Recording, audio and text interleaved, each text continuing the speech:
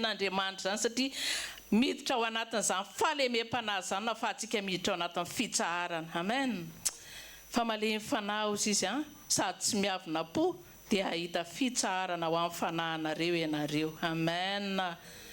Dia ndao hoe tsika mbavaka mba tena iainantsika, tena hoe tsy ataontsika hoe zavatra fahazarana fotsiny tenin'Andriamanitra mpilivava fotsiny, fa mba hatateraka andreny zavatra rehetrarehetra izay nampanantenain'Andriamanitra antsika ireny dia mila iainana mihitsy ny tenin'Andriamanitra hoe ahoana no hahatonga an'izany fitsarana izany, satria ozy ny tenin'Andriamanitra mbola manambara hoe tsisy fiadanana ho an'ny ratsy fanahy. Savedira hoe raha ohatra angentsika zany tianana fiadanana dia miditra amin'ny fahalemem-panahy, miditra amin'ny toe-panan'Andriamanitra, dia izay no hampitonga an'ilay fitsarana. Fa tsy hoe tinentsika fotsiny hoe pisy fiadanana nefa antsika mbola mandreraka manosoro makamo tenenina daholo tsy toetra mihitsy amin'ny fiadanana. Zay aloha dia sûr zay tsy zay dia ndao hoe tsika mba afaka hivavaka tsika ho amin'ny tenatsika. Hoa za mihitsy miteny an'izany ho adin'Andriamanitra ndray androany raha ohatra ka hoe hiteny an'izany nefany tsy iainako. Za zany ohatra hoe mitory an'izany amin'ny olona hiresaka amin'izany amintsika toy Jesosy hoe ianao anaka nitory an'izao ndray androany nefa ianao ary manana toetra, ianao ary tsy malemy fanahy, ianao masika, ianao ratsiratsy toetra, ianao be tsara velatsy, dia ho andray androany mbola ho adin'Andriamanitra ho amintsika rehetrarehetra. Miteny ny vavanao dia raisy ho anazy zavatra izay. Amen. Tasika ivavaka ray be fitiavana tsara indrindra tompo misaotra be dia be, tena makasitraka amin'ny alalan'ny teninao Andriamanitra. Faly tena faly zay tompo mbola mahareza ny teninao zany, na dia efa heninay tsy haiko hoe sa misy teny angambany hoe fa mily foana andrenesako an'izany teny zany. Oy mety efa imbe dia be mihitsy nandrenesana an'izany fony mbola zay mbola toka mbola kely miverina taminay foana zany teny zany. Fa ankehitriny dia mbola tsy reraka ianao Andriamanitra miteny aminay, mamerina anay ny amin'izany teninao zany Jesosy hoe mankanesa ty amiko ianao zay miasa fatratra sy mavesatretana fa izaho hanome anareo fitsarana. Amen. Ninina zany tompo zavatra eta mavesatra zioka, ninina problema, ninina zava-manahirana Dio zay ianao hoe mankanesa fotsiny ety amiko ianao, mankanesa. Tena hoe tsy mila zavatra hoe vola be zany, tsy mila zavatra hoe dépense be, fa ozy izy ianao hoe mankanesa fotsiny ety amiko ianao. Ianareo rehetra zay manana an'izany eta mavesatra, ninina zavatra manavesatra anay dia manantona anao, fa ho ianao hoe mora ny ziokako sady maivana. Mianara amiko ianao fa malemy fanahy sady tsy miavina po dia hita fitsarana ho amin'ny fanahinareo ianareo. Amen. Omenao anay ankehitriny ny secret ahitana izany fitsarana izany Andriamanitra, mba hanananay fiadanana, tsy ho tonononay fotsiny, tsy hamita teny zay Jesosy raha miteny an'izany hoe pisy isan'andro, tsy hamita teny zay raha hiteny hoe fiadanana nefa n'izay tsisy fiadanana akoriny. Vao misy anina kely zay dia exitina mandreraka masositra tesitra amin'ny fonay nefa n'izay mba miteny foana. Tsisy olona tompo tsy hitady an'izany eto hoe fitsarana sy fiadanana zany, mitady an'izany daholo ny olona raha na olona mino na tsy olona tsy mino, na olona kristiana tsy kristiana, dia zany daholo mba mbe tenin'ny olona, fa tsy mitovy ny hitadiavan'ny olona n'izay fitsarana sy fiadanana izay. Mety misy Jesosy ny olona mitady fitsarana sy fiadanana, mety raha zara mahazavatra ohatr'izao dia milamina miadana, za zao raha maka vakansa dia ampe tsara mihitsy, za zao raha mahazo vady dia ampe tsara mihitsy, za zao raha ohatra ka mahazo vola be kosa aloha dia zay mihitsy ny tena hitory. Fa reny rehetrarehetra reny Jesosy, fiadanana mamitaka reny, fiadanana mandalo reny, zavatra haingohaingo fotsiny ivelany reny. Fa le fiadanana aminao Jesosy, ao aminao misy ny fiadanana sy fitsarana, tsy voavidy vola Jesosy malalo. Ary efa omenao anay ete mianara amiko ianao, fa le toe-pananananao Jesosy no apiditra an'izany fitsarana, ahatonga an'izany fiadanana sy fitsarana hitoetra ao aminay foana. Fa ozy ianao hoe tsy misy fiadanana ho an'ny ratsy fanahy, ozy izy ianao tompo tahiza izay Jesosy taio fonay taio izay tsiraray avy hampio izay mba tsisy hamitantena Jesosy mba tsy hamitaka ny tenanay Andriamanitra ty zay ihany mamitaka ny tenanay raha ohatra Jesosy hoe miteny an'izany vavanay nefa an'izay tsy mifanaraka amin'ny sitraponao tsy mifanaraka amin'ny tenina akory ny zavatra ataonay isan'andro dia zay ihany mamitaka ny tenanay Jesosy dia mangataka izay mba ho tahinao tokoa ny fonay tsiraray avy re Jesosy metomboka aminay za miteny ty ho aminay ray tapo tsirairay avy reto ho amin'ireny fianakavianay namanay zanakay sy ny tsiraray avy reny mba ho tahinao Jesosy dia pahiratanao izy ireny mba hatakatra ny fahamarinan'ny teninao Andriamanitra mba hitoetra tokoa Jesosy azany fiadanana zany dia voninahitra tolotra anao amin'ny anaran'i Jesosy amen dia tena mazava zafady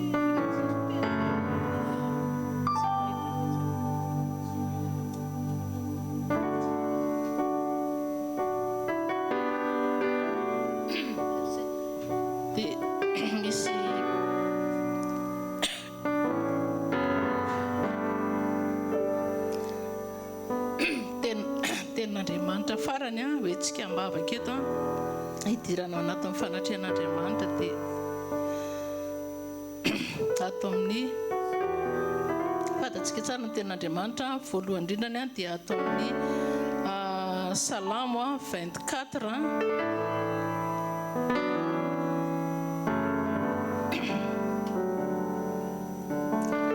Salamo 24:10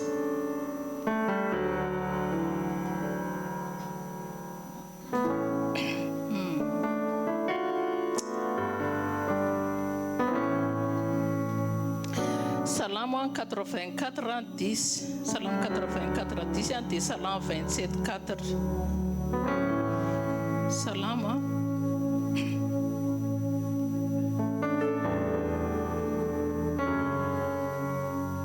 Salamo 84:10 Fakto zao minaran'i Jesosy Kristy fa ny indray andro izy eo akianjanao dia tsara noho ny arivo aleoko mipetraka eo amin'ny tokona ambaravarany tranon'Andriamanitra toy izay mitoetra ao andainy ratsy fanahy dia tenin'Andriamanitra ihany atao amin'ny Salamo 27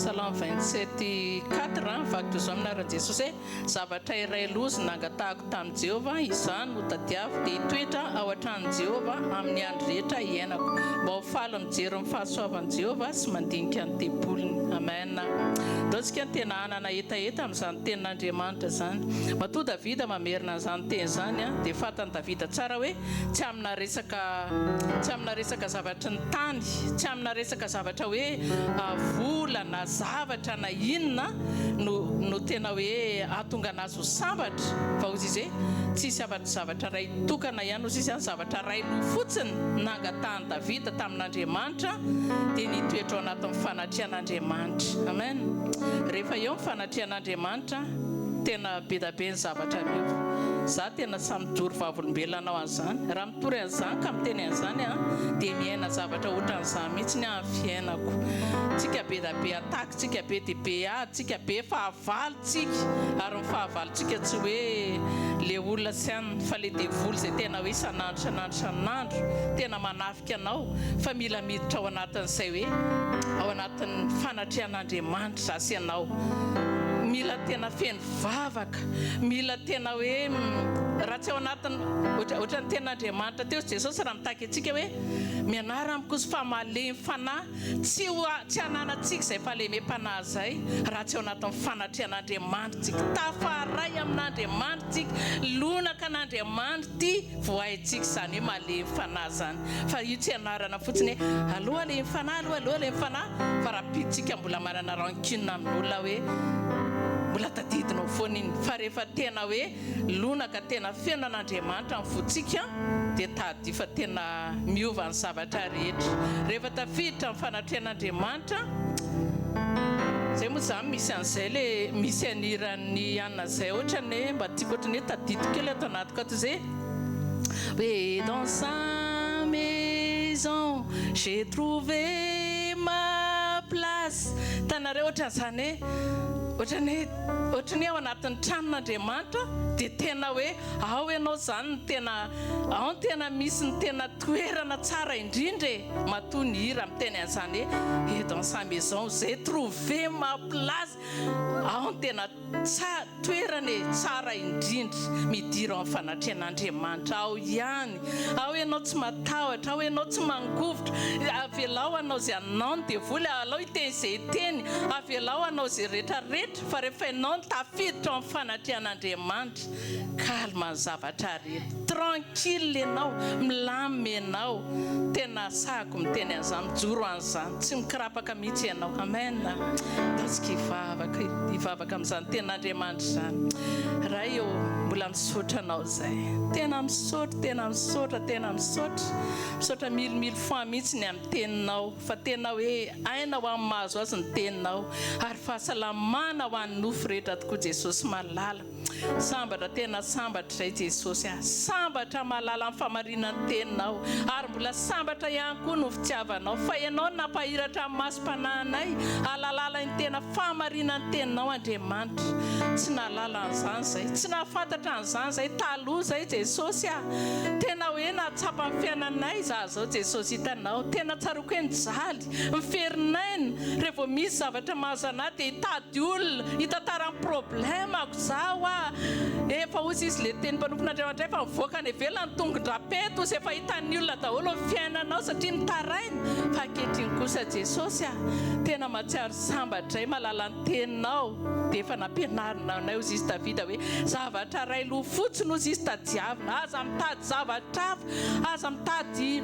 arak'ilay vavaka teo voalohany tsy hitady zavatra hafa hitadiavanay fiadanana tsy zavatra hafa ry Jesosy tsy hoe mandeha be ny asa dia wow tena milama amin'ny fiainana tsy hoe azo daholo ny rehetrarehetra tsy hoe nahazo andrisirisiri dia tsy reny fa raha reny Jesosy dia mbola ho voafitaka ihany zay fa miditra ao anatin'ny fanatrehanao Jesosy zany no angatana ao ka mba ho tafiditra ao anatin'ny fanatrehanao daholo ny tsiraray avy raha tonga eto zay Jesosy malala tsy hoe toerana ny tadavinay tsy fahazarana tsy hoe sabotsy indray dia andeha indray aloha andeha ananina fa mba ho hitany tena mamitaka ny tenana ihany zay raha zany mbola hoe misy eritreritra kely ohatran'izany fotsiny anatin'ny sainay hoe misy zavatra anankiray eritreretinay andananay akaty hoe ohatrana sositra ny ihany na tsy tonga tany andeha ho any aloha mba ohatrany hoe ka tamin'ny ihany nefa mivavaka ko amin'ny anina indray Jesosy fa nirinay dia tena hoe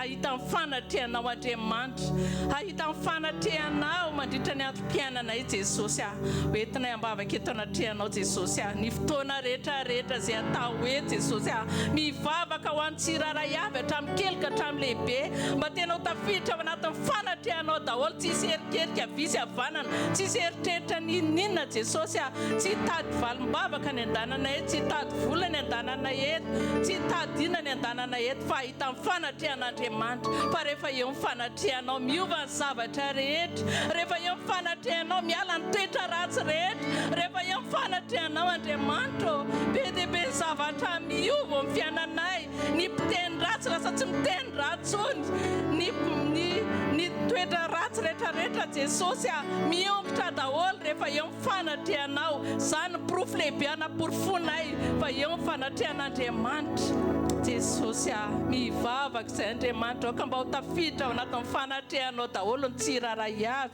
hatramin'ny kely ka hatramin'ny lehibe tompo malalo ataona eto manomboka hatramin'ny intercession atao eto Jesosy ny louange Andriamanitra atao eto ny fizarana ny teninao fa reny rehetrarehetra diako feno fanatrehanao daholo Jesosy malala reo fotoana rehetrarehetra reo Jesosy tsisy olombelona ho hity tsisy olombelona ho tazana eto Jesosy fa tsisy afa-tsy ianao tokana treriany ianao Jesosy no kisandratra ianao Jesosy no kisandratra misandrata amin'ny avo indrindra ilay mahery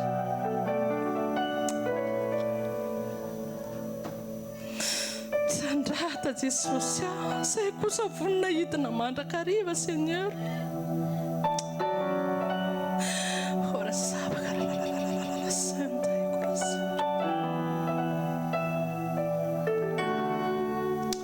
mivavaka izay Jesosy sambatra mbola manana fotoana, mbola velon'aina, mbola afaka mivavaka miantso ny anaranao.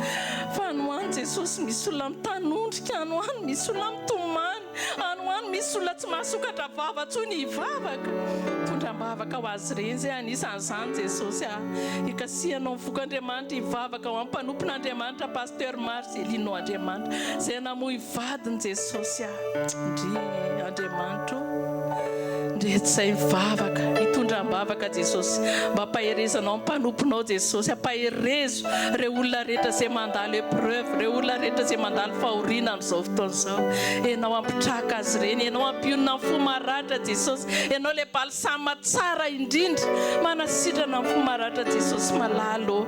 Eny fa na dia ataoko hoe mpanompon'Andriamanitra matanjaka ary misy fotoana latsaka ihany, misy fotoana Jesosy malahelo, ianao koa ny micomprendre an'izany. Misy teninao mihitsy anatin'ny Baiboly hoe Jesosy nitomany. Misy fotoana ny ianao Jesosy mba latsa-dranomaso nahita ny ranomaso Marta sy Maria rehefa hoe maty Lazarosy. Dia ohatr'izany koa Jesosy amin'izao fotoana izao fantatra efa latsaka amin'ny mpanomponao, malahelo izy. Tompo tsy manameloka anazy ny amin'izany ianao, fa malahelo koa ianao Andriamanitra eto izay mivavaka mba isaina. Tompo tsy natao hoe izay sambyizay ihany fa mivavaka, fa hivavaka izay mba ho fitahiana ho an'ny olona rehetra. Zao vavaka izao hivavaka izay mba be dia be ny olona azo fitahiana amin'ny fisiko, amin'ny fisinay, ny vavanay izay sy mbola sokafinao Andriamanitra hitondra fitahiana ho an'ny hafa. Ianao Andriamanitra hiasa any amin'ny tontolo ny fanahany hitondra an'izany vavaka izany dia be ny olona hery, betsaka ny olona ho sitrana, be dia be Jesosy ny olona hiova fo rehefa asiana vavaka izay, satria izy ianao hoe fa ny fiasan'ny vavaka ny marina dia mahery indrindra ho ianao. Ka rehefa mandeha amin'izay lalanao zay dia fantatra Andriamanitra fa ny vavaka ianao ary ny fifalianay dia tsy izy afa-tsy hoe rehefa misy olona mahazo valim-bavaka amin'ny fampiasanao anay, izany tena fifalianay Jesosy malala.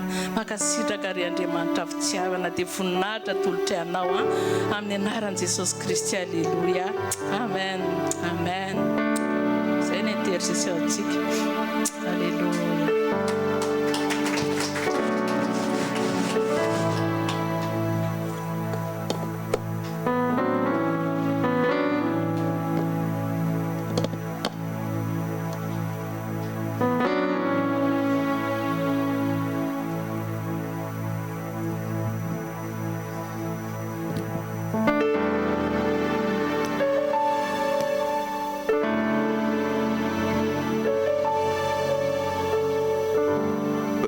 Bonjour à tous, j'espère que vous allez bien et aujourd'hui je vais faire un petit partage par rapport à ce qui a été appris lors de l'étude biblique aujourd'hui et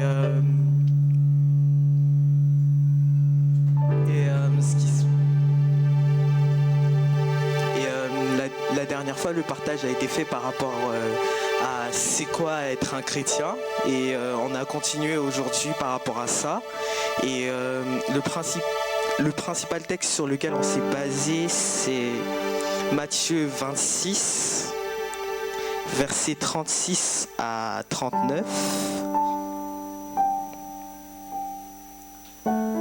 On peut afficher s'il vous plaît?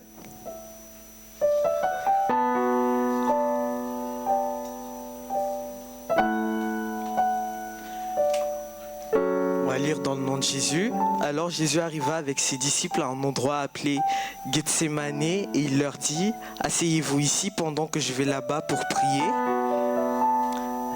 Verset 30.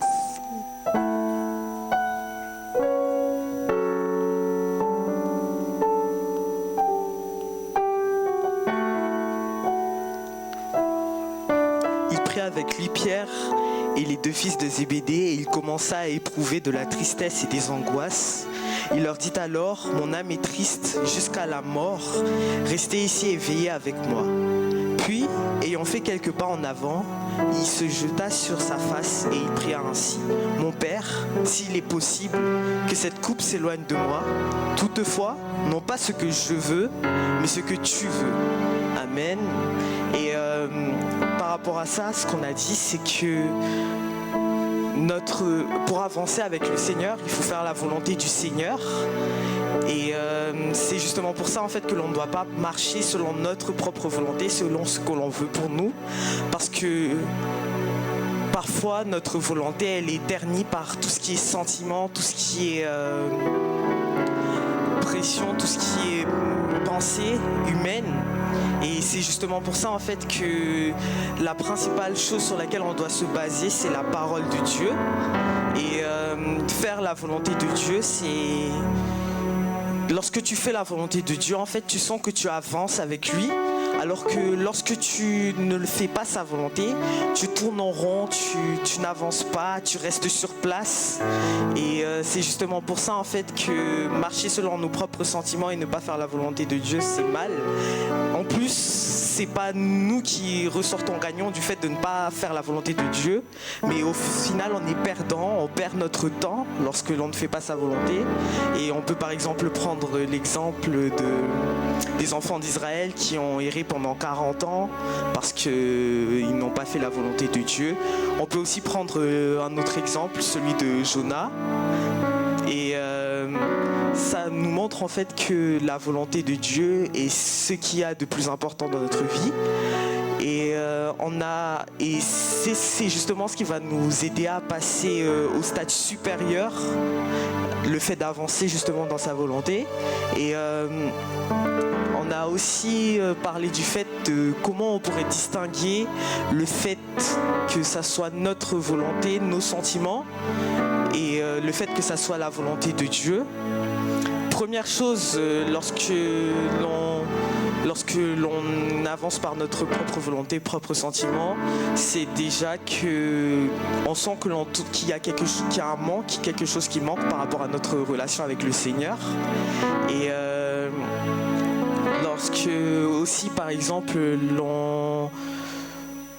l'on suit notre propre volonté, il y a une paix il n'y a pas de paix, alors que lorsque l'on suit la volonté de Dieu, peu importe si c'est dur ou pas, eh bien on va continuer à avancer parce qu'on a la paix en nous.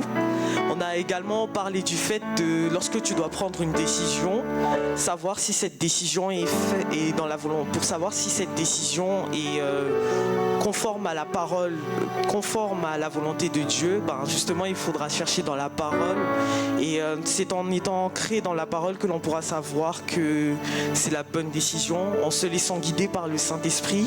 Et c'est cela que l'on a étudié. Et on a également parlé de nos relations avec les personnes, qu'elles soient amicales ou bien amoureuses. Et bien ce qui se passe, c'est que on a parlé du fait que lorsque la relation nous empêche justement d'avancer avec le Seigneur, c'est que cette relation ne fait pas partie de la volonté du Seigneur. Or, lorsqu'elle nous permet justement d'avancer avec le Seigneur, lorsqu'elle n'est pas un poids pour nous en fait, ça se sent que c'est dans la volonté de Dieu. Et lorsque l'on ne se sent pas justement stagnant dans notre intimité avec le Seigneur.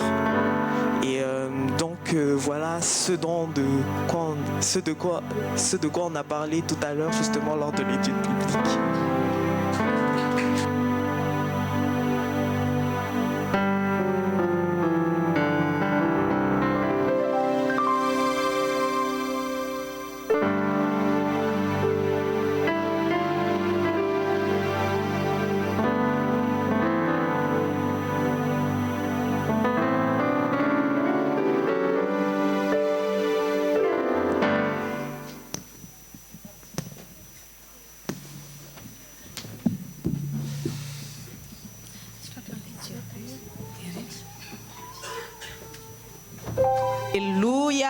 Alléluia, alléluia. Hiaritsanga antsika tamin'ny fanatrian'Andriamanitra. Teneny eo akaikinao hoe tonga soa ianao eto amin'ny fanatrian'Andriamanitra. Amen. Tonga soa tsika rehetra eto amin'ny fanatrian'Andriamanitra. Rehefa miteny ny tenin'Andriamanitra hoe raha misy osa izy olona roa na telo mivory amin'ny anarako dia eo ampovoany aho. Alléluia. Mino an'izany tenin'Andriamanitra zany tsika. Amen. Alléluia. Iaraka mamaky ny salamo tsika. alohan'ny anombohana ny fiderany salamo a 100 salamo 100 iaraka hovakitsika sady iaraka tena hoe ataontsika amin'ny fo ny mamaky ohatrany hoe midera ataontsika ohatrany hoe vavaka le izy. Amen. Salamo 100 amin'ny anaran'i Jesosy. Miobi ho an Jehova ary tany rehetra, manompo an Jehova amin'ny fifaliana, mankanesy eo anatrehany amin'ny fiobiany. Aoka ho fantatrareo fa Jehova no Andriamanitra, izy no nanao antsika ary azy isika, dia olony sy ondry fiandriny. Midiry eo amin'ny vavahadiny amin'ny fisaorany ary eo akianjany amin'ny fiderany. Misaora azy mankalazany anarany fa tsara mandrakizay ny famindrapony. Fa tsara Jehova mandrakizay ny famindrapony ary miatra amin'ny taranaka faramandibo ny fahamarinany. Amen. Amen. Tena tian'Andriamanitra tsika rehefa manantona anazy dia manana assurance tsika ny amin'ny fitiavany atsika. Manana assurance hoe za tian'Andriamanitra. Satria maninona ahoana izy le teny teo?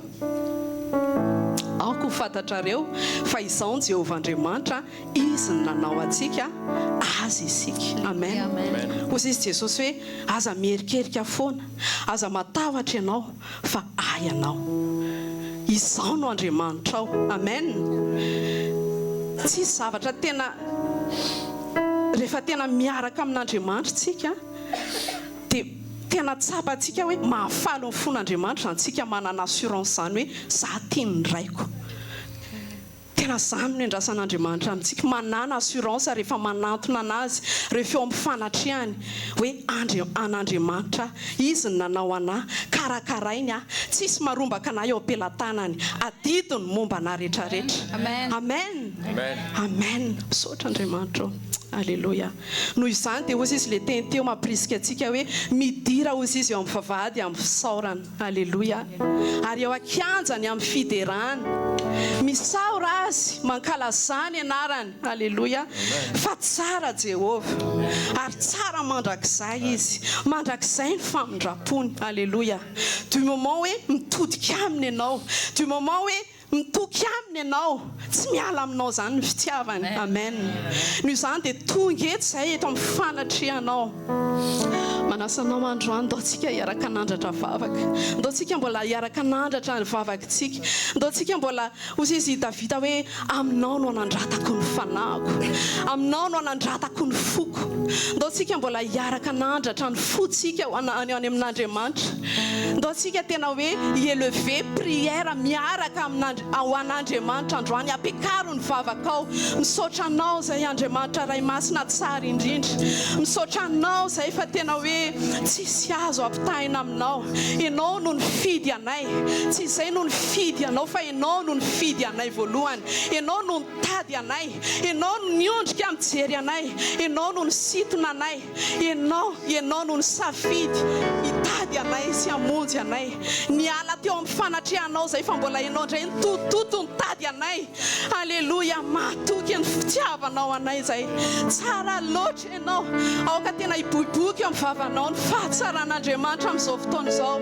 Aoka ho feno ny fifatohany ny amin'ny fahatsaran'Andriamanitra ny ao am-ponao amin'izao fotoana izao. Teneno Andriamanitra, misaotra Andriamanitra ny amin'ny fahatsaranao. Misaotra Jesosy eo, misaotra Jesosy eo fa namoy ny ainao ianao. Profim-pitiavana lehibe indrindra nasehonao fa tsy tena tianao mandrakizay. Alléluia. Misaotra Jesosy eo. Tsy ampy ny teny, raha ny teny sy ny vocabulaire ny fironon'olombelona, tsy ampy ilazana ny fahatsaranao, tsy ampy anehonay an'izany hoe tena sambatra zay, fier zay manana anao, fier zay. Ny olona mety miteny hoe fanadika zay, fa tena tsy hainy hoe fierté anay anenao Andriamanitra, fierté anay ane zany natsoinao hoe zanakao zany. Alléluia. Misaotra anao zay. Oh fanahy masonao, raiso ny toeranao. Ianao le Andriamanitra velona ato anatinay, tsy misaraka aminao zay fa iray aminao zay, mikambana aminao zay fanahy masina. Alléluia.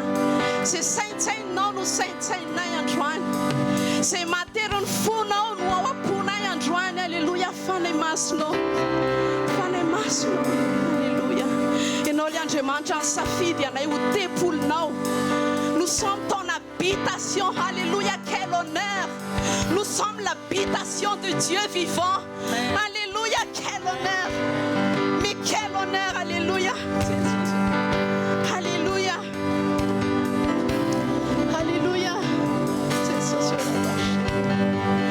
Alléluia. Dotika ivava kamfana ame toerana ny fanahy masina androany rebo shikera ya baba sendere ya o shembara ya shikera ya santara ya baba riake o shele flende gitara ya baba shikera ya dotikirai fana reba shendara ya baba bara ya shike umetoerana ny fanahy masina androany umetoerana izy androany tonga etsika tsy anatanteraka programa fotsiny tonga etsika tsy amin'ny fahazarana fa tonga etsika hanolotra ny fotsika dia iteran'Andriamanitra tonga etsika hitsoka an'Andriamanitra fa mendrika loatra izy halleluia halleluia bashendera ya basekera ya babasheke rasendera ya tsamakara ya babashele ya sandara ya oshebraka tsantara ya babakara ya basambara isotoeranao fanahy masina raha isotoeranao fanahy masina alleluia bashegera ya bababa reshendera ya sogera ya baba alleluia alleluia alleluia vonina ve fonao iteran'Andriamanitra androany vonina venao ampifantoka ny fonao iteran'Andriamanitra androany amen amen ndao tsika hitodika any aminy ndao tsika hibanjina anazy alleluia hoy izy le tenao amin'ny Salame 121 hoe manompo maso aho izy hoe ny tendrombohitra avy aiza ny famonjenay dia avy amin'ny Jehovah alleluia le nanao ny lanitra sy ny tany alléluia am'izao vanim-potoana faran'izao nous sommes dans les derniers temps fanahy masina misintona ny fifatohantsika foana hijery anazy amen ndao hanompo maso tsikitsiky hoy izy le teny any amin'ny filazantsara io nazy izy rehefa hitanareo izy reny sininy reny dia miandrandra ny lanitra ozy izy fa efa ho avy ny fanavotana anareo alleluia ndao hiandrandra ny lantritsika ndao hijery an Jesosy tsika alleluia izy ny famonjentsika alleluia izy no antony ijoroantsika izy no mampijoro atsika alleluia alleluia ndao hiteran'Andriamanitra tsika amin'ny fotsika manontolo amin'ny fifaliana ozy izy le teny teo mankalazany anarany fa tsara izy alleluia iarety teatsika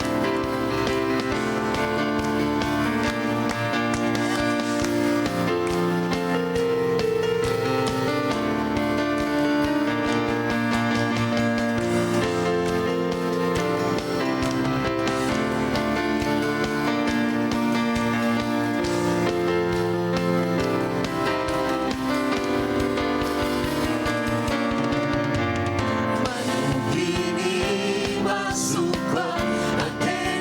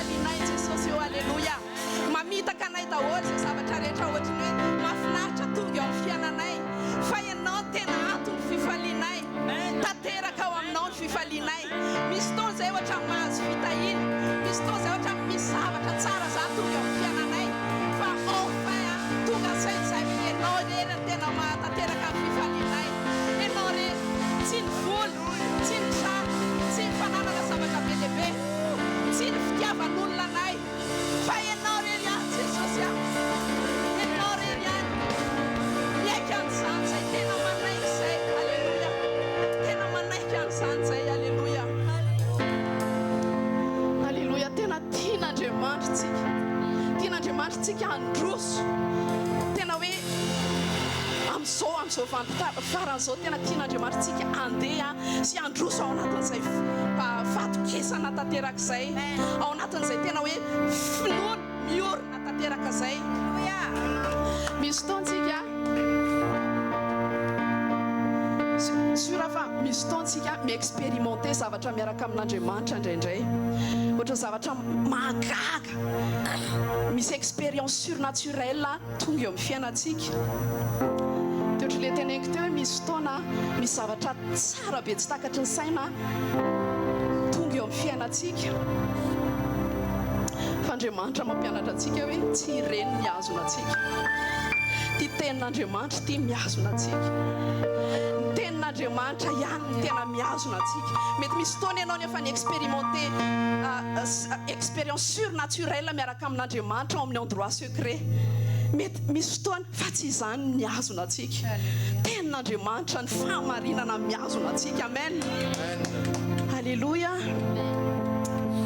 sotranao zay ny amin'ny teninao manome voninahitra anao koa zay androany eto amin'ny fanatrehanao any amin'ny teninao alleluia oh alleluia ouais zay raha tsisy ny teninao ny rocher anay alleluia ny teninao ny fondation anay alleluia Jesus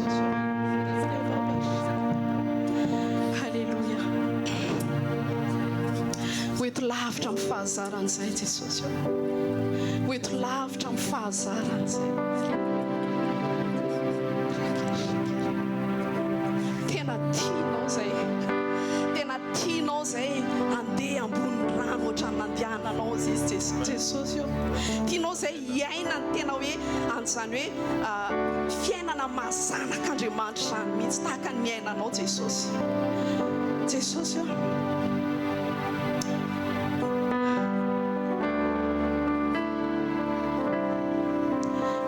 ny zavatra endrasanao tena ahafahanao tena mameno anay tanteraka isan'andro fanay masina miandra anay fotsiny ianao tena hoe totalement soumis aminao miandra anay fotsiny ianao hoe tena hoe anao ny fonay ianao ny tompony fonay ianao ny tompony fiainanay miandry anay fotsiny ianao tena hoe iabandonné rehetrarehetra zay rehetra miazona anay ho anao miandry anay fotsiny ianao hoe lâche prise et laisse-toi conduire par mon esprit laisse-toi conduire par mon esprit ny fiainatsika miaraka amin'ny fanay masina rehefa tena manaiky anazy tsika milâcher prise toy izy fanay masina hoe simple miaraka mais laisse-toi aimer par moi et laisse-toi conduire par moi alléluia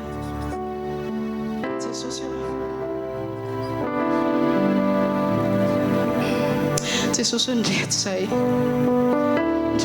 androany avaozinay ny fanoloran-tenanay avaozinay ny consécration anay aminao ozy izy ny tena hoe atolory isan'andro ny tenanareo ho fanatitra velona masina sy akasitrahana ianao nefa nanamasina nyty fanatitra ity ianao nefa nanamarina anay dia indreto zay manolotra ny tenanay ho fanaty-piderana ho anao androany eo amin'ny altara indreto zay manolotra ny tenanay ho fanaty pisaorana fanatitra adoration ho anao eto amin'ny altara anao androany Jesosy eo ozy izy koa ianao mampianatra anay hoe tsy misy afo midina raha tsy misy sacrifice sacrifice, un feu qui descend a besoin d'un sacrifice. Ny afin'Andriamanitra rehefa midina eo amintsika dia izay rehetra tsy mifanaraka aminazy midorana fa tsika kosa dia miseho noyer ao anatin'ny fitiavany. Fa ny afin'Andriamanitra hozy izy ny ten'Andriamanitra hoe Dieu est un feu dévorant. Ny afin'Andriamanitra mi-consumer izay rehetra tsy mifanaraka amin'ny volonté ny rehetra ao anatintsika androany. Androantsika androany anatitra momba tenatsika fotsiny eo amin'ny altara dia hidina ny afin'Andriamanitra i-consumer izay zavatra rehetra tsy avy aminy. Hidina ny afin'Andriamanitra androany andevona izay zavatra rehetra tsy nambolen'ny tanany, izay zavatra rehetra mampisaraka antsika aminy, izay zavatra rehetra mbola azontsika. Hozy izy le hirandritsara sonindray be hoe amarino izy sao mbola misy mamatopatotra anahy, amarino izy sao mbola misy mamatopatotra anao fefa ho avy Jesosy. Amarino eo amin'ny altara zany androany. Alleluia. Ndreto izay Jesosy, ndreto izay Jesosy. Miariary eo anatrehanao eo anatin'ny fonay, tsy afaky ny andainga aminao zay, tsy afaky ny anao cinéma aminao zay Jesosy. Eo ndreto izay consume izay zavatra rehetra tsy afaminao, izay zavatra rehetra mbola azonay mampisaraka anay aminao. Ianao mahalala an'izany fanay masina, révéleo aminay tsirairay avy aoko izany ho vavaka ao androany. Mety misy zavatra mety tsy fantatra ao akory mbola tena hoe tsy mahatonga anao tsy entier ho an'Andriamanitra. Androany fanay masina i-révélé anao an'izany.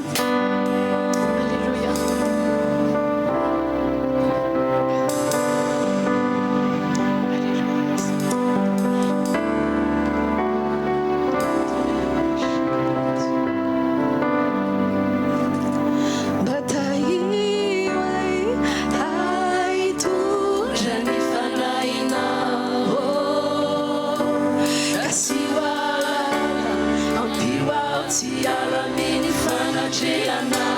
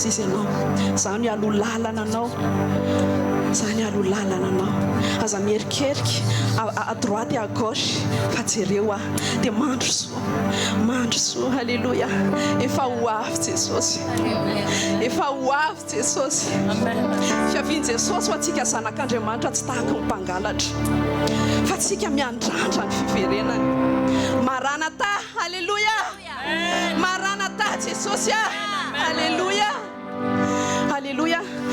Ni assurance atsika ni amin'ny angalan Jesosy atsika si on me les faire quelque chose ho anazy fa atsika matoky anazy rehefa matoky anazy tsika dia ny fiainantsika manaraka an'izay fatokiny zay tsy te anao sangisangy tsontsika satria matoky an Jesosy tsy te anao kivalavala zany tsontsika satria manosika atsika amin'ny fitiavan Jesosy alleluia manery atsika amin'ny fitiavan Jesosy dia rehefa tereny fitiavan Jesosy tsika dia te handeha amin'izay crainte zay foana rehefa manery atsika amin'ny fitiavan Jesosy dia te handeha amin'izay honoré anazy zany foana alleluia tsy apprécier anao hoe crainte Dieu tsy apprécier anao hoe honore Dieu fa Andriamanitra mihitsy mahatonga atsika tsy mahatombotsiraka ny fanahy no mitambesatra amintsika le fanahy ny fitiavana no mipoursuivre atsika zay mahatonga atsika tsy afaka ny hotafasara tena hoe an Jesosy tsika tena manaiky tsika hoe Jesosy nandeha lavitra izy eo ary fanahinao manaraka anao foana fanahinao manenjika anao foana ny fitiavanao manenjika anao foana na irésiste takin'iny eo ary ianao tsisy matohatra ny fanahy ny fitiavan'Andriamanitra zany ninina résistance amen noho izany taontsika naiky fotsiny androany halleluja tena mahalalisika hoe tena tiatsika loatra Andriamanitra amen fitiavan'Andriamanitra atsika tsy ny zavatra ataony hoe tsara be isan'andro amin'ny fiainantsika fa ozy izy hoe za ozy izy efa naneho miprofo mpitiavana lehibe indrindra taminao dia ao amin'ny azo fijaliana c'est la croix c'était à la croix la preuve ultime de l'amour de Dieu pour nous alléluia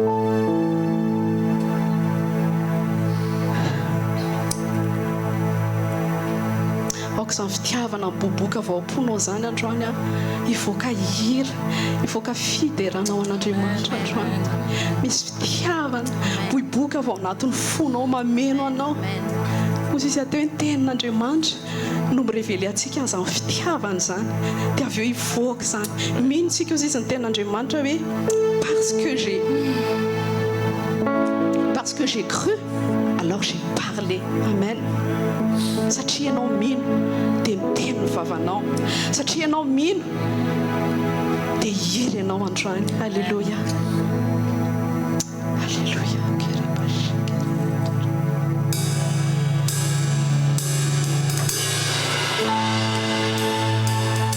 Antsika ankafy ny fanatra. Antsika ankafy Jesosy fotsiny tsokizao androany. Ankafy ny fitiavantsika. Ankafy ny fahatsarantsika.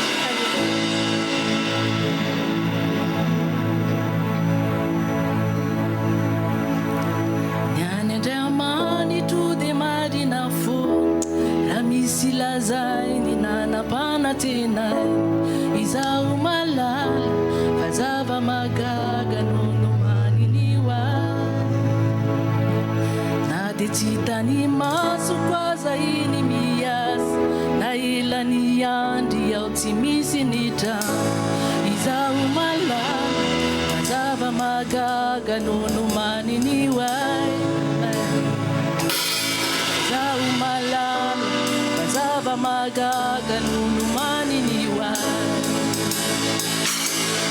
na dia hira eto am-piandrasana anao tompo hira hoe ampoany fahasoavanao no zay efa nataonao zaho malala fa tia ianao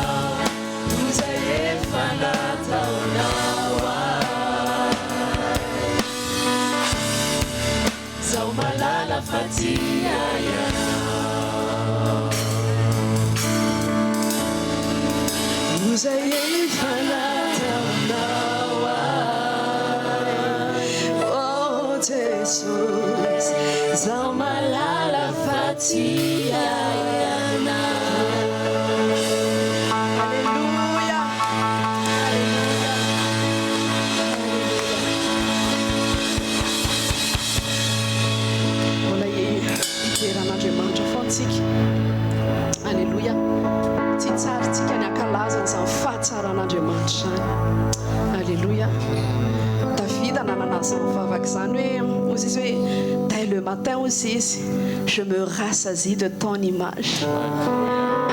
Dès le matin aussi, mideranao any amin'ny fahatsaranao sy ny famindraponao. Dia rehefa tonga indray aussi izy mialina dia mankalaza anao anao fidélité anao. Fidélité anao manaraka anay. Fidélité anao bouclier ho anay. Alléluia. Misy fotoana izay ohatra miseho mitandrina be izany eo amin'ny fiainanay. Mitandrina kanefa ny tena avy eo zay tonga saina hoe peu importe notre prudence, tsisy mahasolo amin'ny bienveillance anao eo amin'ny fiainana. Tu es tellement bienveillant envers nous. Ta bonté et ta grâce nous poursuit. Alléluia. Tsy vavaka angatanay aminao kory zavatra efa assurance nanana David zany satria nahalala ny fitiavanao izy. Dia ozy izy miteny miaffirme hoe oui, la bonté et la grâce de Dieu m'accompagne sûrement. Amen. Tsy vavaka angatantsika zany fa vérité iainantsika zany isan'andro. Amen. Alléluia. Misaotra anao zay. Misaotra anao zay.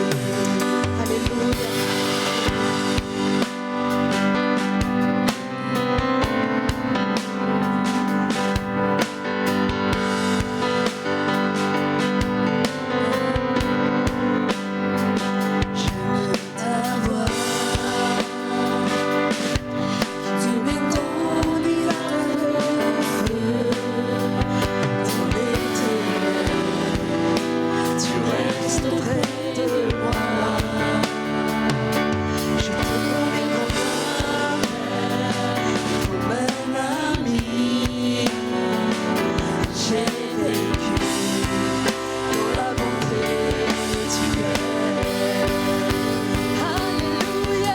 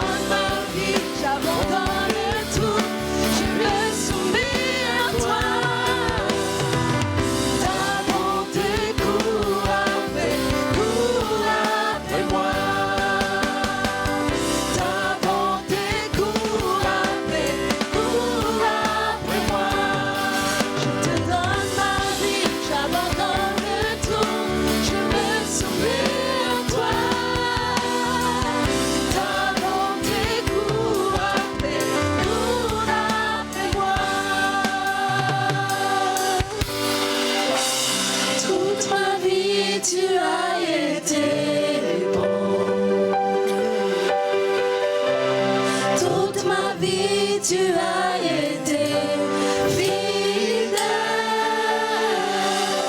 Avec le souffle qui est en moi, je chanterai la bonté de Dieu. Toute ma vie tu as été bon.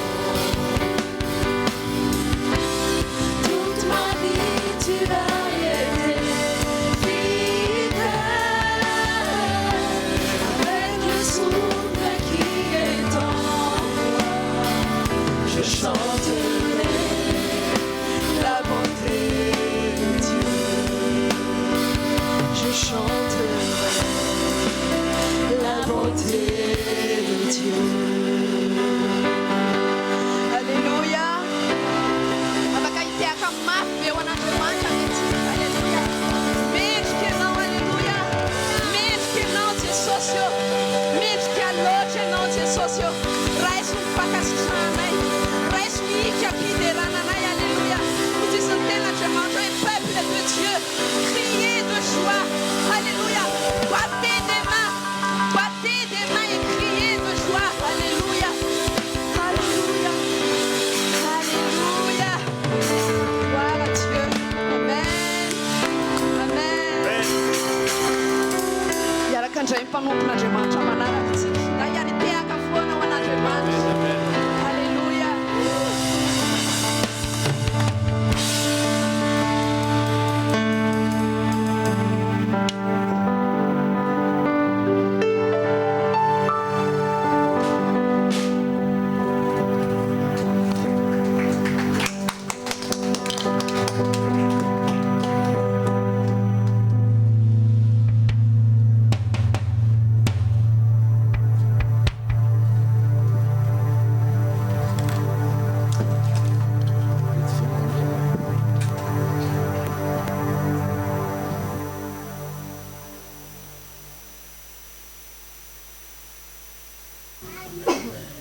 Alléluia. Alléluia. Saotra ny Jesosy tsika ny amin'ny zavatra vita rehetra teo. Saotra ny amin'ny teny fampitana. Saotra ny amin'ny fitariana tao anatin'ny intercession. Tao anatin'ny adoration sy louange teo. Fa raha tena hoe nifatika tsara tsika dia tena renao mihitsy hoe misy tanan'Andriamanitra, misy fanahy masina mikasika amin'ny fotsika. Tsy olona no mitarika fa ny fanahy masina mampiditra atsika. Fitaovana fotsiny daholo ny teo fa ny teny izay voateny teo dia avy amin'ny fanahy masina zany. Zao ohatra zarana amintsika foana dia zao hoe tsika tsy mifantoka amina olona fa tsika mifantoka amin'ny Jesosy ery ihany. Satria Jesosy no mitondra ny momba antsika rehetra. Na aretiny io, na toetra io, na fisainana io dia Jesosy no mitondra ny zavatra rehetra zany. Ndao tsika hitehaka ho an'i Jesosy. Tena misaotra Jesosy mikasitraka anao zay na amin'ny fitondranao anay teto sy ny fitarianao anay teto satria tsy ampanay fa tsy ny herinay tokoa na nitandrakay fa ny fitarian'ny fanahinao masina. Ankehitriny zay raha tonga eto amin'ity fotoana ity indray izay andrenesanay ianao dia oka ianao hanositra ny vavaka.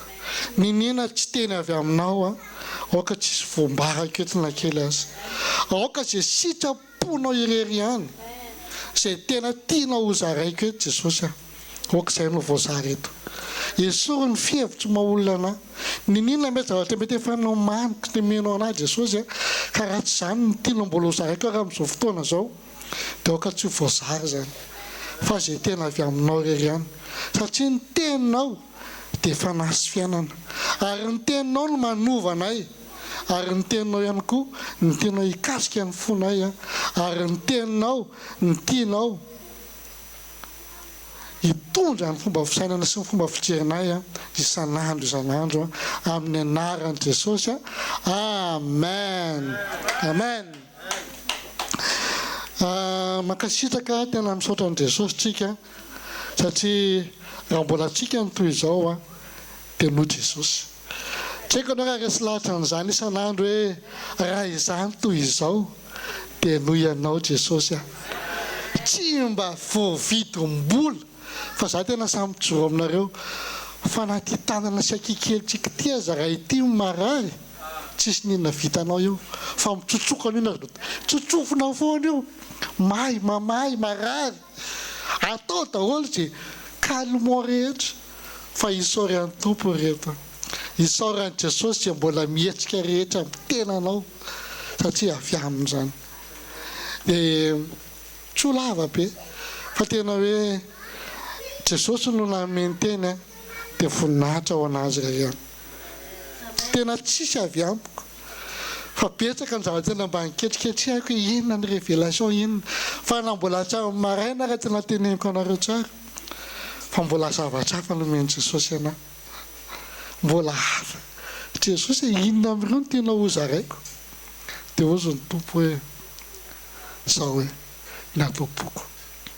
ny atao-poko ny tena ho ampitana amin'ny fiangonana inona zany ao am-pony ny ray zany inona ny ao am-pon'Andriamanitra ny ao am-pon'Andriamanitra dia zao raha mbola ray raha mbola za en tant que ray azy araka ny ten'Andriamanitra hoe mahay manome zavatra ho an'ny zanako maika ave fa ilay Andriamanitra tompony zao rehetra zao ny tsay ame zay tsara indrindra ho atsika mba samy teny aminareo ve raha samy teny ve tsika fa maninona kaiky tsika ny voavonjy na ninona tsika ny vondrian'Andriamanitra satria inona ny taom-pon'Andriamanitra tsy tiaka izy ho very na dia ray aza ozy izy tsy tian'Andriamanitra izy ho very tsika ray izay topotsika raha na mpianatra ny vavaka Jesosy tamin'ny mpianana dia zao ny teneniny hoe raha hivavaka ianareo dia zao natao vavaka voalohany raha anay izany an-danitra ho amasinina ny anaranao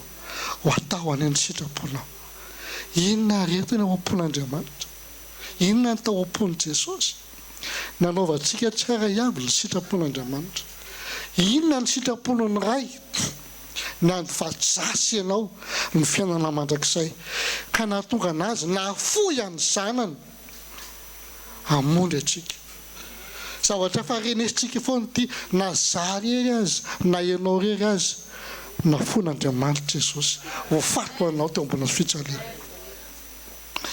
valeureux be amin'Andriamanitra zasy ianao tena valeureux be amin'Andriamanitra zasy ianao ka andaotsika tena hifatoka kely zany hoe inona ny ao am-pon'Andriamanitra zany inona ny ao am-pon'ny ray mba jereo anie ianao raha ray jereo ianao raha reny inona ny ao am-ponao ho an'ny zanakao inona ny ao am-ponao ho an'ny taranakao tsy hitady maso azy ve misy ray aman-dreny hitehaka dia ty zao tonga dia very ty olona paty tonga dia any amin'ny elo ny fiainany ty iza koa ny andia vaky loha amin'ity etoko fa za zany teny aminareo fa na ny olona farak'izay ratsy azy mahavita manao sakrifisy ho any ny zanany iny ndao tsika anie hijery kely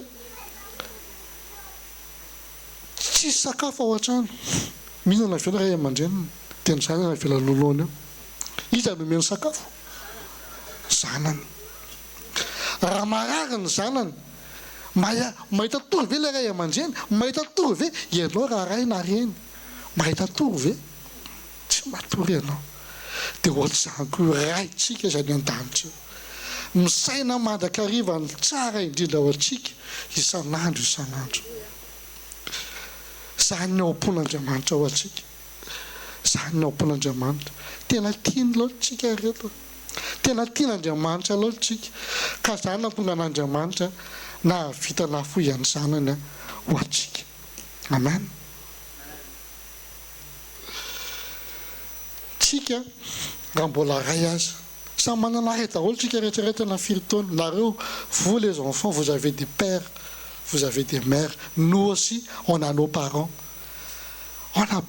on a vraiment respecté en tant que père même mon père il était alcoolique mais je le respecte quand il me parle je tais je n'arrive même pas à oser dire toi l'alcoolique là ferme ta bouche mais je le respecte parce qu'il est mon père il est mon père et je le respecte tena sako amin'ny tenanareo an'izany fa dadako mandra-pahafatiny dia zao mivavaka tsy mbola disy tsy mivavaka ao anazy zay fa tamin'ny andro ray hoy Jesosy raha mbola miratra masony ity dia anaty bara foana amin'ny fiainana ity fa zao aleoko mahita anazy tramba tsy mahita bara tsony mandra-pahafatiny mandra-pikipo amin'ny masony tsy tanontsonja ladana maka anaty bara zany fa mandeha miasa dia mody mandeha miasa dia mody alainao ampiasana dia mandeha mody tsy tanontsony ny bara tamin'ny ora farany tany amin'ny hôpitaly izy tany izy nandrainy Jesosy tany izy mivanginy Jesosy ary tany izy tetony Jesosy nody zany ny ompon'Andriamanitra tsy tia novie na dia zay dadany farany zay tena ratsy mpaniratsira tsy fa maovaty fa mpaniratsira isan'andro ianao fa tao am-polo kosa rehefa tsisy ao an-trano dia zao hoe mahavita izy ny tsy mihinana fa io hoaniny anareo izy fa io ny vitako aloha androany zany ny tao am-polon'olombelona ray adala izy tamin'izany satria andevona fahadalana izy fa zao tian'Andriamanitra vondrena foana izy tsy raha vitan'Andriamanitra vovery izy fa nafon'Andriamanitra ny sanany namonjy anazy tombony azo azonareo ve dia ohatry zany koa tsika rehetrarehetra reto na dia farak' izay ratsy azy tsika tiany Jesosy vondrena foana adala fa nafon'Andriamanitra ny zanany amonjy anahy tsy toy izao za raha tsy lalalan'izany Jesosy zany ary tsy toy izao koa tsika ianao raha tsy lalan'izany Jesosy zany ny ao am-pon'Andriamanitra dia zao jerevy tsara ny fitiavan'Andriamanitra atsika Exodosy toko faharoa amby telopolo andininy faefatra amby folo Exode chapitre 32 verset 14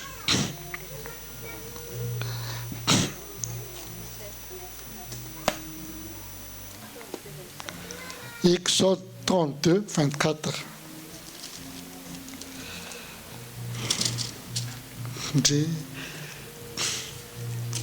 misy tantara kely anao ty baiboly tia metiko androany satria nizao ny antony fa afaka tamin'ny maraina dia io Jesosy hoe aiza mibasinao fa izay fa to mipirina loatsy izy zany tena ansikiriko tena nitadiaviko le basy Jesosy tsy maintsy avoaka ianao androany fa ela tsy mikasielaka tena ankanareo tia baiboliko voalohany tamin'izao vao nahitany Jesosy mbola tia izy tiako Exode verset 32 verset 14 jerevy tsara Andriamanitra ny ao am-pon'Andriamanitra na dia natitra izany zanak'Israely manenon'Andriamanitra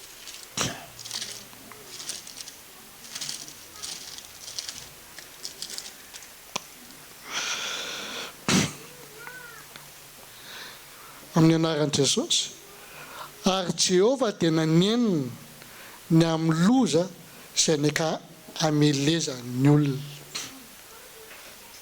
Andriamanitra manenina ny amin'ny loza saika androany fahadalantsika sy ianao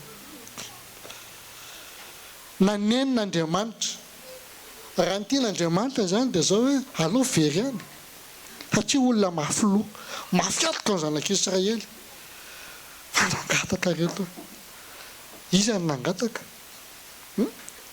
nangataka nangataka Mosesy zaho izy arena fa reo azy arena aloka zany very fa ianao no nitondra anareo niakatra tany Egypte karaha samy very any za arena fa reto miakatra nanenon'Andriamanitra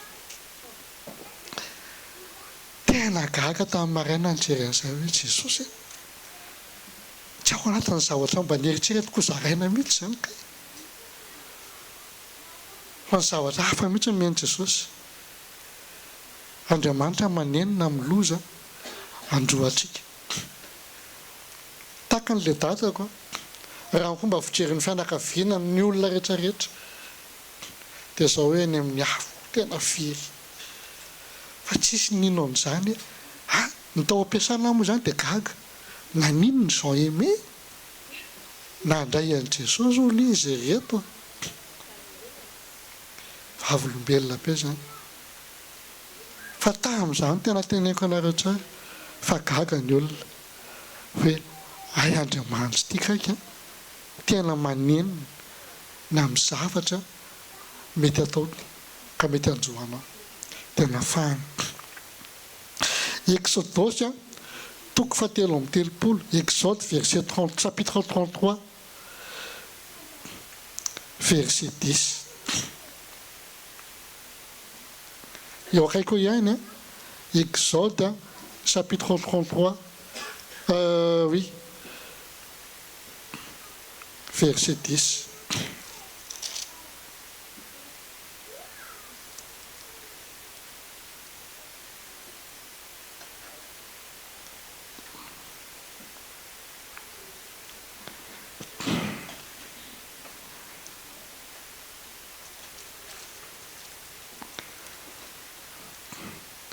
Ary hitan'ny olona rehetra ny anjiraoana nijanona teo alohan'ny varavaran'ilay dia nitsangana ny olona rehetra ka samy niakohaka teo alohan'ilay teo varavaran'ilay any avy. Ary Jehovah niteny nifanatrika tamin'ny Mosesy tahaka ny olona miresaka amin'ny sakaizana. Eo alohany io tsika raha mahita dia zao hoe Mosesy nanamboatra tranon'ilay fihaonana amin'Andriamanitra. Exodus 33 verset 7. Ary fanao amin'ny Mosesy maka an'ilay ka manorina azy io ivelan'ny toby lavidavitra ary ny anarany dia nataony hoe tranon'ilay fihaonana. Ary izay rehetra nitady an' Jehovah dia nivoaka ho eny amin'ny tranon'ilay fihaonana izay teo ivelan'ny toby. Tahaka izany Andriamanitra, tahaka izany Mosesy. Amin'izao fotoana izao Andriamanitra mitady atsika, tady dia tavon'ny Satana ho adon'olona tranon'ilay fihaonana io. Be dia be ny olona amin'izao fotoana izao tsy mandany fotoana firy intsony eo amin'Andriamanitra fa zara fa manome temps vite fait tahaka ny micro-ondes calculena 5 minutes dia mafana. Raha atao mangotraka dia misy koa lafaoro vite fait 15 minutes dia masaka. Izany ny vavaky ny olona amin'izao fotoana izao. Androany Andriamanitra tia merina antsika tena mamorena averena ny fihaonana amin'Andriamanitra ao anaty tranon'ilay. Tsy mora zany manangana tanty zay vao miditra mivavaka. Raha manangana tanty mandany fotoana vao tafatsangana ny tanty zay ianao vao andeha hivavaka. Dikan'izay raha eo amin'Andriamanitra mila miorina tsara, manangana tsara, mila vonona tsara andeha eo amin'Andriamanitra.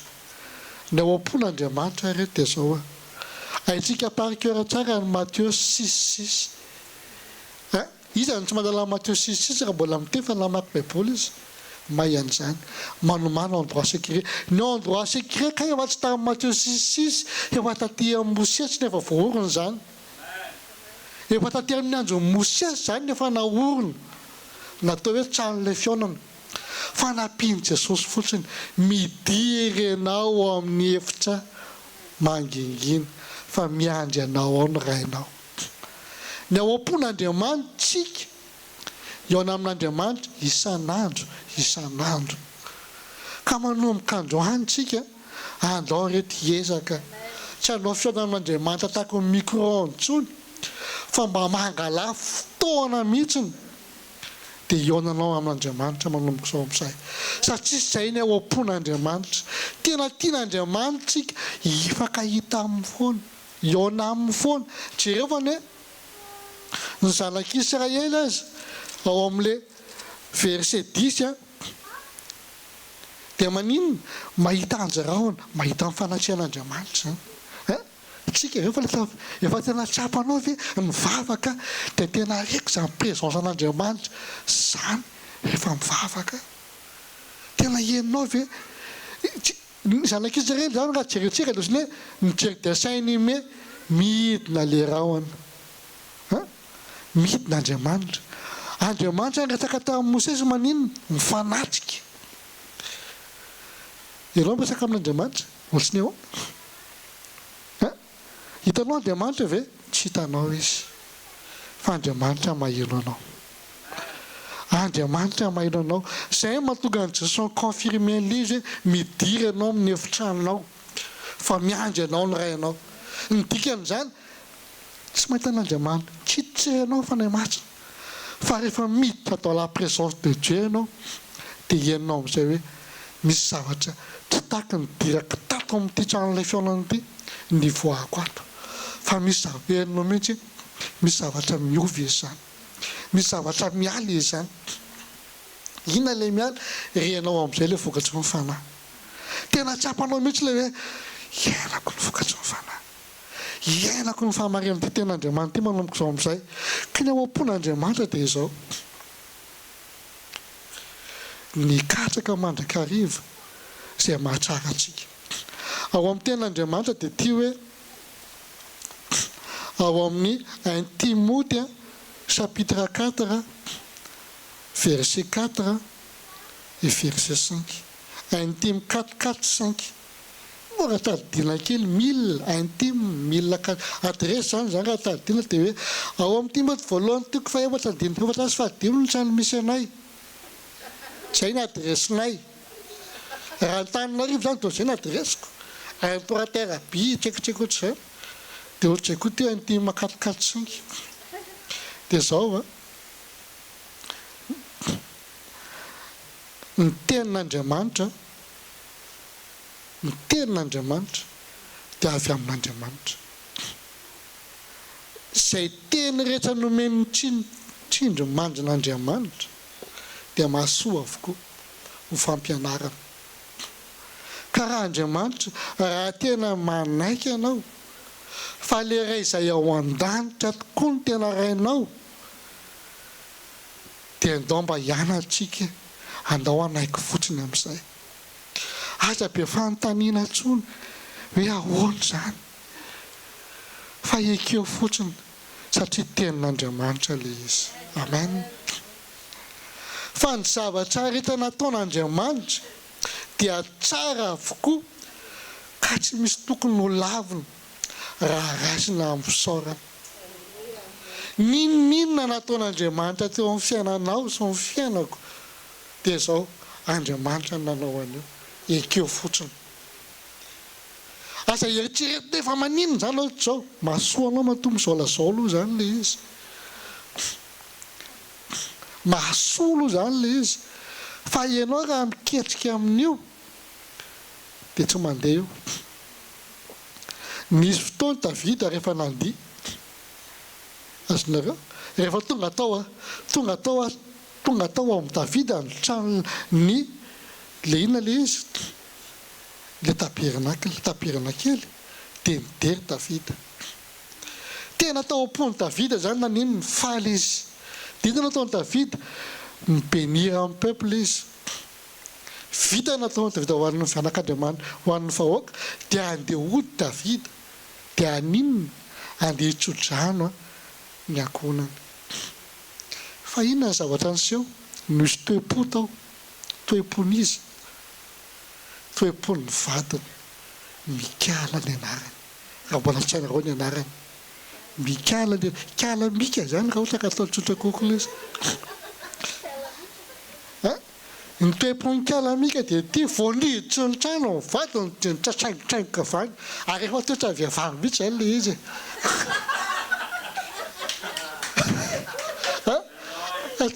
tsy mekitsily angamba le vehivavy fa zay mihitsy ve efa hoe tsy avy amin'ny evatro fa fatao krijery Kalamika o laviny dera be rehefa Andriamanitra vao miditra ny trano miditra alao il ty latalao tsy mba mena tsolona koritoly mba mpanjaka ihany manalakady efa hibridana mihitsy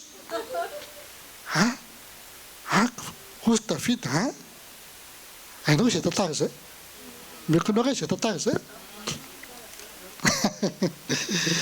dia zao a ny zavatra nisy avy eo ny zavatra nisy dia ozy izy tafita tsotra kely tafita namala anazy mika kala am'toa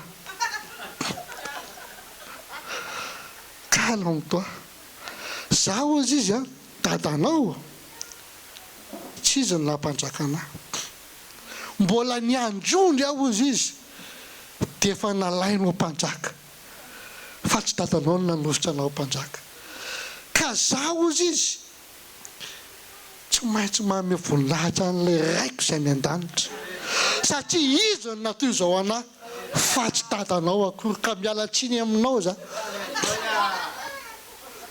nanginika alamika ary ny zava-doza dia ity avy eo zao a ty tepo ty a ty makiteny ty a maki tsaratsara ty a dia efa toeponika alamika io ka manao mikanjo any dao mba hialana ny toepo feno fitsaratsara tsy ahitanao fahay mampicoinsa zavatra be dehibe io satria naninona avy eo coinsa nge foika alamika tsy afaka niteraka to manzo-bafatiny satria momba avy hatrany ny tranodrazany nefa tsy hitam-pon'Andriamanitra zay fa ny tao am-poniny indray tsy zay fa vokatry ny toe-poniny toy Andriamanitra hoe mitsaratsara aminao a tsy taranaka tsara volainao koa misy taranaka mbola zava-doza koa ka mba taranaka terako ty ka mety aminao kalamika eo mialatsiny aminao za fa momby ianao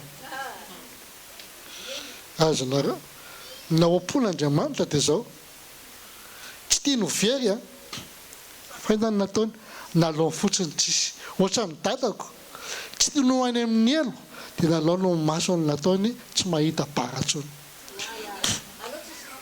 azonareo zay le teny Jesosy raha masinao ozy izy mitondranao any amin'ny fahotana ina teneny Jesosy ianao manongotra anazy fa tsy Jesosy ongotinao zany vitanao ve zany hoe loakako ny masoko dia tsy ho vitanao zany raha tampanao kogofo tampiberisilo kogofo re dia vadila le hoe jakitsala elo po tsy filo reny fa dia mananao areny fa zava-doza nao am-pon'Andriamanitra na tonga atsika andova ny fiainana mandrakizay tany an-danitra tavita na vitana ny tena hatramin'ny farany raha mbola tsy mahampanjaka anahy ozy izy tsisy dika fa raha mbola misy zavatra lavitra zany raha angatahany amo dia mbola ataoko zany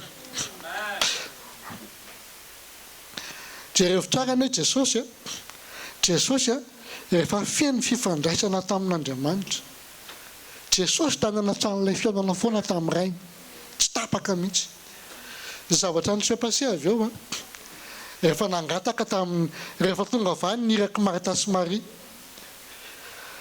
Jesosy marary le tianao tso Jesosy tsy maninona ka za mbola miasa mbola nandeha Jesosy tantaraitsika tsara le izy nijanony Jesosy a 4 jours tany anisy anazy rehefa niveriny Jesosy a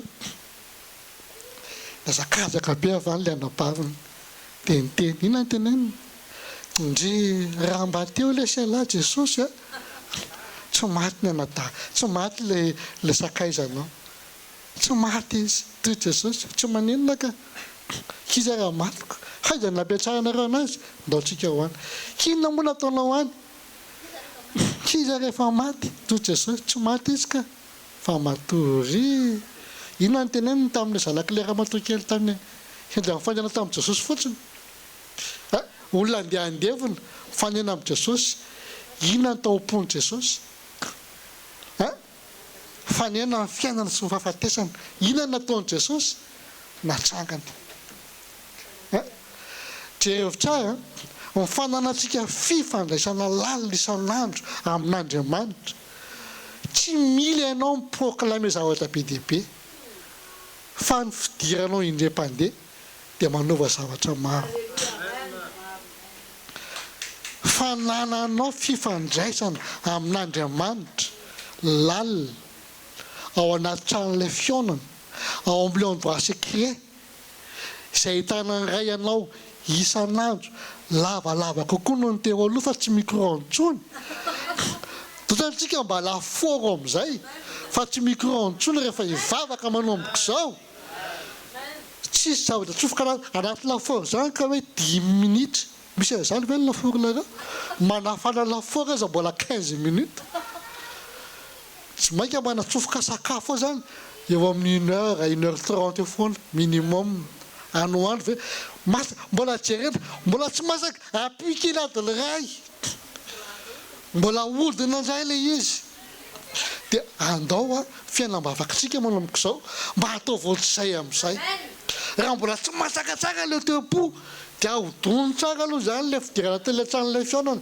mba ho masaka tsara le fo satria misy zazy takian'Andriamanitra ao dia ohatran'izay mihitsy Jesosy rehefa tonga teo amin'ilay nametrahany zareo Lazarosy hoy Jesosy ndry raha eo fantatro izy fa raha izaho dia miaina foana ianao fa noho ny amin'ireo be dehibe ireo olona be dehibe mijery antsika isanao ireo tsika anie be tsipeka te mety tsy hitany masontsika zany fa maso firy mijery ny fiainantsika isan'andro isan'andro olona firy mandinika anao vao mivoaka ny tranana hoe na fianakaviana namana manodidina mijery anao vavaka ireny ils sont chrétiens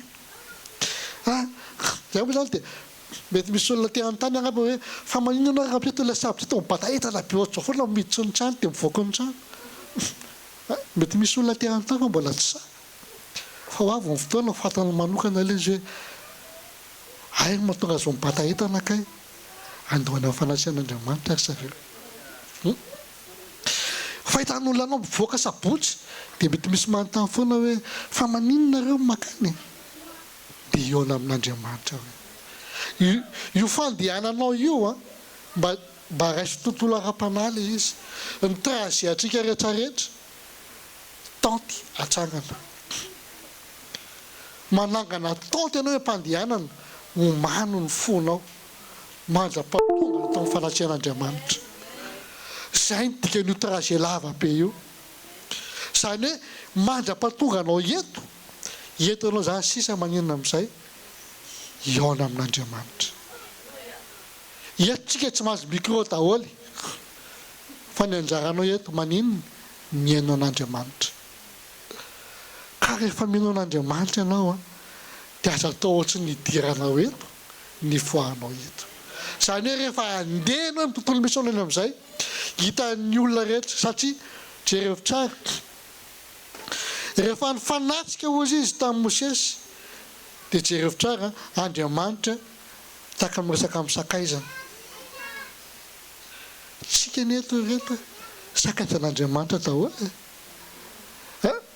tsy misy satria ho zareo ihany non ianao koa afaka sakaiza ianao koa manao an'Andriamanitra dia jereo tsara ny olona ozy izy nahita ny anjaraona nidina janona teo alohan'ny tranon'ilay fionana mahita mbola tsy nahita an'izany tsika fampahitan'Andriamanitra tsika rehefa tena mangataka marina ka rehefa ohatra ka ataona lavalava amin'izay ny fionantsika amin'Andriamanitra misy azo transformation surnaturelle manovatsika ao ambadik'izay ny zavatra mampimety dia ty jereo tsara ny fa rehefa tena miona amin'Andriamanitra foana tsika dia na ny olona aza mifanditra amin'izay jereo tsara nataonao ny Jiosy rehefa nitsanga ny Lazarosy dia nifanditra amin'izay ry zareo izy samy izy ihany no mifanditra avy eo aiza akory nareo izay masakana an'ilay Jesosy eo jereo ozy izy fa ny olona rehetra maninona manaraka azy daholo ka ianao rehefa manaraka an' Jesosy ny olona rehetra rehefa avy eo anaraka anao daholo rehefa tena mijoro ianao mandeha amin'ny sitrapon'Andriamanitra rehefa tena mijoro ianao tsy mila miteny intsony fa manaraka fotsiny ny olona hoe hoaizy nareo zay koa andeha hoany za tena teneko anareo tsara ny fa raha ny tamin'ny fianakaviako dia efa olona very any amin'ny sekta misy an'lahy an'lahy sy ny tranolahy fa teneko anareo fa amin'izao fotoana izao voninahitra ho an'i Jesosy rereny fa reo olona tany endrika eo no manaraka ao aorianao amin'izao na dia ao Madagasikara zareo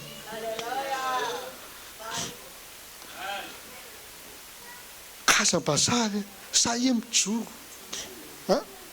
sahe mijoro tsy miteny hoe satria dia lasa pastera dia manaraka anao tsisy an'izany fa mifijoroanao manaraka an' Jesosy nanarahany olona anao fa tsy mahapastera anahy akory tsisy dikan'izay mahapastera anahy ka na pastera za mbola manokodobadon'olona re dia inona zany ny dikan'izay tsy maintsy zany olona helo pastera le mafadon'olona re kitikitian'lele Jésus, Satan l'a vu. Eh, bon, l'équipe là, va quitter là, va voilà, t'es encore chiqué, ça là. Alors, vous te bats, vous te faites mal. Andriamanitra mahita anao ambony ao. Tafita ny tenany zany. Hoaiza moa ozy izy fanao any amin'ny farany tany ria. Ary ambany rasin'ny ranomasina lalina ria. Hitanao misy anahy. Ka io fahotana fiainana io. Hitan'Andriamanitra io. Ho any an-danitra ianao. Amboary ny petra. Ovay ny famindra. Ovay ny fijery. Ovay ny fiteny. Ovay ny fomba fisainana amin'izay. Hita hoe polemikaly. Ravana amin'ny anaran'i Jesosy amin'izay. Ravana amin'ny anaran'i Jesosy. Ninona mbola teo-po mbola feno fitsaratsarana mbola tia mijery mieto zany rava amin'ny anaran'i Jesosy. Aza fielo fatifaty fotsiny Jesosy manomboka izao amin'izay. Fa ozy mamazay hoe tany Toloza tsy mividiany vahero ianao fa nividian'Andriamanitra lafo satria ny zanany mihitsy ny nafony.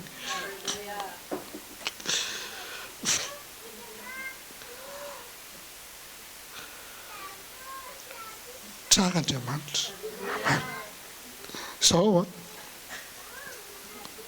Andriamanitra manadio ny fotsika. Andriamanitra no manadio ny fotsika. Fa raha ianao miezaka manadio fo, izy fiatsaram-bialatsia ao. Satria namary teny ianao, za efa mivavaka, aby mamaky baiboly, dia maninona noho izy ny Satana? Ay mivavaka lahy, ndao arako. Ndao andrama lahy ty testa ray ty. Hitako mampivavaka lahy. Eo no hitaka efa avy eo ilay vokatsy amin'ny fanahy. Hoe tena mivavaka marina lahy. Sa molto mivavaka lahy. Eo no hita. Fa zao hoe Andriamanitra manadio fotsika isanao. Deutéronomie, chapitre 30, verset 6. Deutéronomie, chapitre 30, verset 6. Deutéronomie.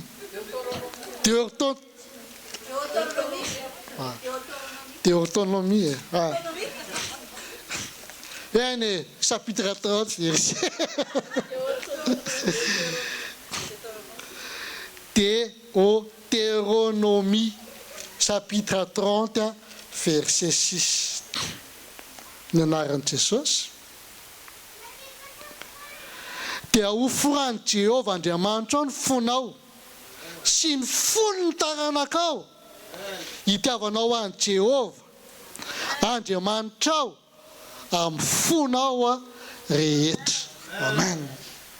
Andriamanitra no manafora fo fa tsy olombelona. Fa naninona kaiky ny fony Jesosy le volony le miaramila. Fa maninona ny le fonina ny fony. Ny misy antony ao. Satria Andriamanitra nangataka ny fotsika. Ka raha ty fotsika ty ny tian'Andriamanitra efa mbola misy partage ao. Ohatry hoe partage de connexion. Dikan'izao iny mbola mizarazara kely zany le izy. Ohatry izy zany natao pile. Papa, tu peux faire les coques. Partager les coques zany. Le connecte zany mba hiconnecte izy tany dia partager. Asaby joera mba miteny zany. Papa coque.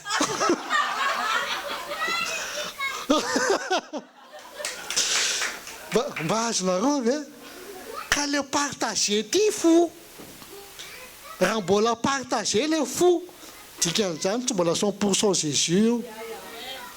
Fa manomboka an'izany ty fo ty aza partagena ntsony vadiko tokana dia tokana mandrakizay jesosy tokana hotopoky mandrakizay ka tsy ho zarazahaiko na misy inona na patron na asa na vady na zanaka rehefa jesosy aloha prioritaire jesosy mandrakizay rangaha atao priorité jesosy dia mpitaony jesosy priorité koa ny zavatra ho avy zay ny na bloqué Mikaly ny David Andriamanitra ny deray ny Mikaly olona mitanjaka nitany zareo dia mba mety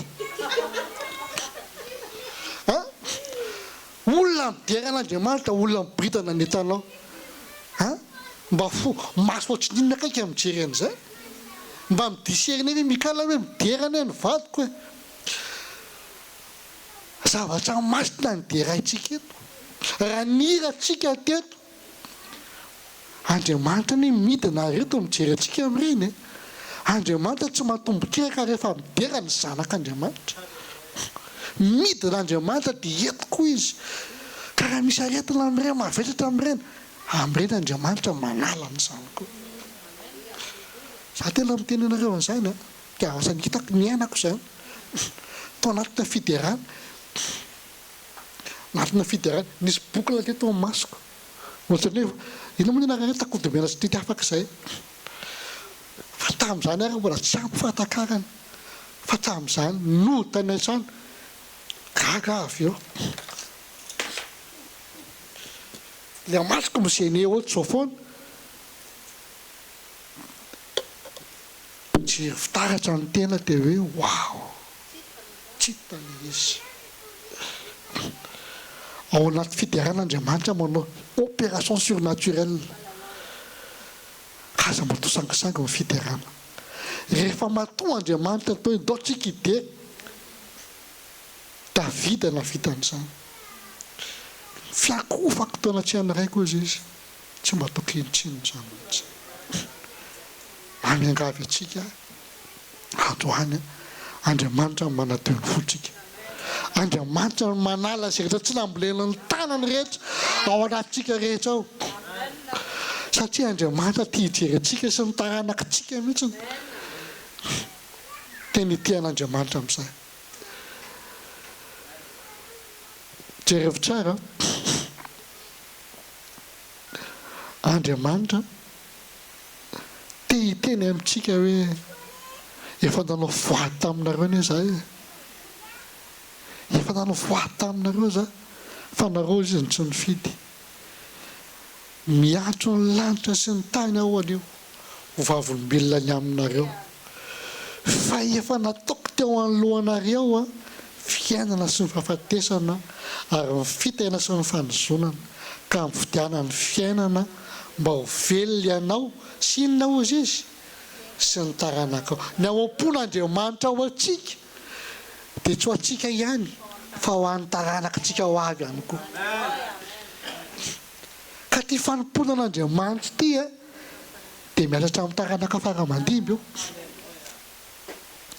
nareo hoe miatra amin'ny taranaka faramandimby eo fa ny angatahana fotsiny mba tanteraka azy anatra amin'ny farany dia izao Colossiens 4 verset 2 Colossiens chapitre 4 verset 2 amin'ny anaran'i Jesosy ty tena hoe angatan'Andriamanitra amintsika isan'andro raha mbola mihiratra eo masonao eo dia ataovy ao anatinao foana ty hoe Col 4:2 ty mahareta amin'ny fivavahana ka miambena ampisaorana zany miareta zay le hoe aoka zany ty fivavahantsika ty tsy atao micro-ondes fa mba atao foro amin'izay dia mba ampitomboana raha mbola tsy masaka dia mila miambina foantsika dia zao hoe misaora mandrakariva misaora amin'ny zavatra rehetra nangatan'Andriamanitra amintsika ataoka zanak'Andriamanitsika ninina zavatra miseho dia izao ataovy anatin'ny saina s'écrit anankiray koa ty morata dila kely Philippe 466 Phil 466 le deux zany Col de 2 dia indray Phil 466 Philippiens 4 verset 6 alors Philippiens 4 verset 6 Bastika ve Philippiens 4 verset 6 tira zanakadina oampon'Andriamanitsika aza mba manany apitso zany aza mba manany apitso zany falohany apitso manany azy any ny anjaranao mareta amin'ny fivavahana ny anjaranao aka izy ny fivavahana sy ny fifonana mba ny fisaorana noentinareo maninona ozy izy manambara amin'ny fangatanareo amin'izy ozy izy amiray ianao zany an-danitra amiray ianao zany an-danitra zay nangatan'Andriamanitra aminao aza mana aoka ny fivavahana sy ny fifonana aoka ny fisaorana noentinao manambara ny fangatahana amin'Andriamanitra amin'ny zavatra rehetra dia ho an'Andriamanitra rery ny voninahitra Andriamanitra afaka tsika misaotra Jesosy makasitraka anao zany amin'ny teninao misaotra satria anao no miteny toka tompony fonay ny folonaka mandray zay teny avy aminao Andriamanitra aoka hitavokatra ny amin'izay teny rehetra tetanao Andriamanitra Jesosy dia ho voninahitra tenaranao rery ihany dia ninina tsy avy aminao mbola voatahiry aterantinay ity dia manaiky izay ny analan'izany Jesosy dia manolotra ny fonay tsy partagenina tsolo zany fa tena hoe ho anao hoe tokana ihany ny fonay mba hafana tena hoe naona aminao foana isan'andro amin'ny fotoana rehetra tsy amin'ny fotoana maikamaika intsony fa tena miditra lalina zay eo aminao misaotra raha io amin'ny anaran'i Jesosy amen.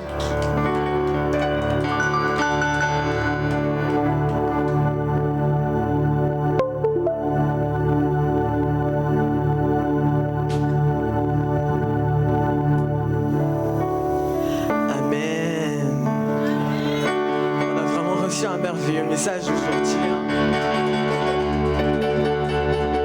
J'invite les responsables à distribuer la Sainte Seine et en attendant la fin de ce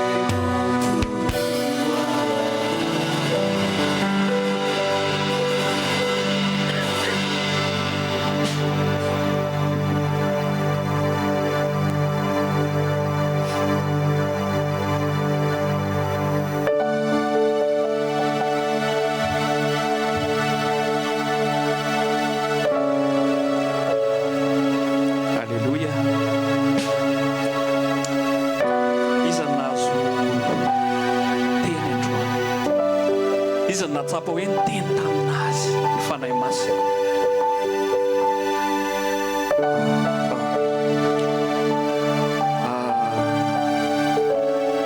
Tenako manokana dia tena sorako an Jesosy fa miteny foana antsika Jesosy. Andaloantsika tena isotra tamin'ny teny rehetrarehetra izay voaraintsika tandroany. Sotranao izay Jesosy fa tsy tsahatra ianao teny aminay. Tianao marina izay tena tahaka anao, alohan'ny fiavianao tena tianao izay hitovy aminao, alohan'ny fampakarana tena tianao tsisy fiketroketronana izahay, tianao tena madio izahay tovy aminao. Sotra fa miteny tamin'ny hatramin'ny mpanomponao rehetrarehetra izay nifandimidimy teto tsy nitsahatra ianao miteny. Misotra Jesosy ary niteny ireny Jesosy tsy ho ataonay mahafinaritra ny sofina fotsiny fa ho ampiarinay. Misotra Jesosy. Amen. Andao tsika aloha hitehaka mafy be tamin'ilay teny teo. Andao tena hitehaka atsika, tena teneny Jesosy hoe misotra Jesosy fa nahazo izay. Androantsika toy ny teny, toy n'ilay teny teo hoe Mikaala tsy nanana discernement izy fa nalaky ny tsara amin'ny Davida. Fantatrao hoe inona ny zavatra nataon'i Jesosy teo amin'ny hazo fijaliana. Nanala ny fahotantsika izy, fantatsika rehetrarehetra izany. Tao anatin'izay fanalana ny fahotana izay dia nisy famelan-keloka tao, nisy zavatra betabe tao. Izany famelan-keloka izany nefa mitaky zavatra, satria normalement tsika rehetrarehetra izao tokony tao ambanin'ny fitsaran'Andriamanitra. Fa nohony amin'ny Jesosy dia afaka fitsarantsika satria Jesosy ilay misolo vava ho antsika. Rehefa nahazo famelan-keloka tsika maimaimpona dia andaontsika tsy tsara niza satria izay navoa Mikaala ny tsara, ny fitsarana. Io raha avako ranambavy ranadahy, ny fitsarantsika olona io ny fahotana ambony indrindra. Rehefa ninana ny azo fahalalana ny tsara sy ny ratsy i Adama sy Eva dia lasa nahiny tsara izy, nahita faharatsiana izy. Fitsarana zany, ao anatin'ny fitsarana dia misy fahafatesana, misy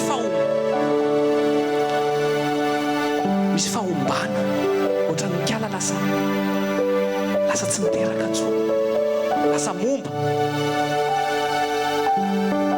Raha misy an'izany fitsarana zany natsika, andao hisafiditsika androany hanala an'izany. Tena tiako hivavaka antsika, tena tiako tsika hivavaka. Mora be amintsika no tsara, mora be amintsika no mieritreritra zavatra ratsy foana. Natsika samy tonga eto ary mahavita mahita endriky olona anankiray fotsiny dia mahita fitsarana, mahita fihetsika anankiray ataony hafa fotsiny tsika dia mahita fitsarana ao ambadika an'izany. Teraka fahafatesana ravako ny fitsarana. Ataontsika hivavaka, ataontsika hifona alohan'ny andraisantsika an'ity vatan'i Jesosy Kristy satria ao ambadika an'ity tsisy fitsarana intsony, fa raha misy fitsarana aloha anatinao andaontsika hibebaka, andaontsika hifona amin'ny Jesosy. Andao hifona tiako mangava mandoalika Jesosy oentinay aminao raha nisy fitsarana tsy na mety hoe tsy na le izy na mety hoe fananina koa hoe tsara fotsotro. Andao hifona izay Jesosy. Mety misy fitsaranay olona, fitsaranay mpanompon'Andriamanitra, fitsaranay tsy fantatro na ny vadinay na ny zanakay Jesosy tsy zay ny tompony fitsarana satria nafahanao mamay-pony zay teo amin'ny azo fijaliana tsy nitsaranao zay fa navotanao tsy manana droit tsara nizaniza zay Jesosy ifonanay aminao Jesosy ibebanay aminao Jesosy raha tafatsara zay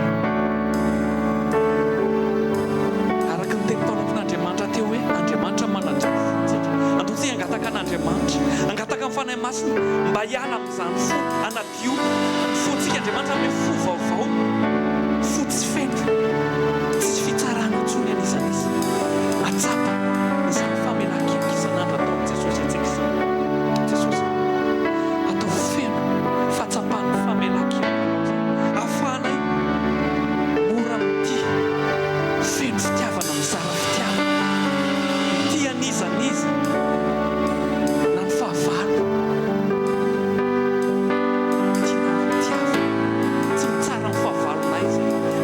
nizaniza na mpitondra nyzao firenena zao na nizaniza tsy tsara nizaniza zay Jesosy tsy droanay zany tsy droanay no mitsara fa ny droanay mizara famindrano fitiavana Jesosy raha nyray ny vatanao zay teo amin'ny azo fijaliana zay mariky ny famelan-keloka fanavotana anay raha inana n'ity zay Jesosy dia velona atao anatinay zany feno fitiavana tsy mitsara nizaniza zany raiso ny vatan' Jesosy dia sady teneny hoe Jesosy manomboka izao isafidy tsy tsara nizaniza satria tsy nitsaranao mihinana an'ity dia tsy voatsaranao Jesosy donc tsy tsara nizaniza ntsony a Jesosy raiso sarao dia hoany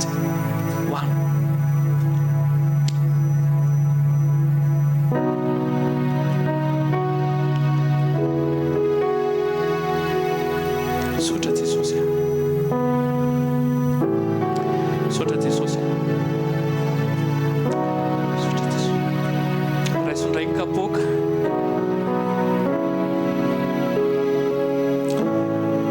ty raha ty dia raha nampiavana antsika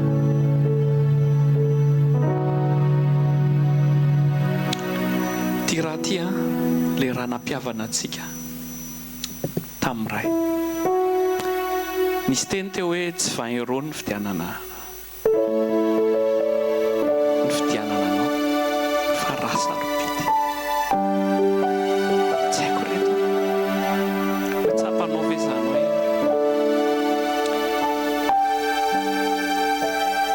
ny sarobidin'izany raha zany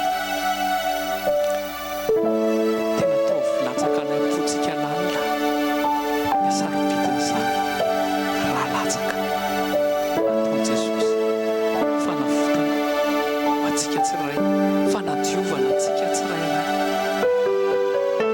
aza atao routine le izy fa andao resitsika amina révélation le izy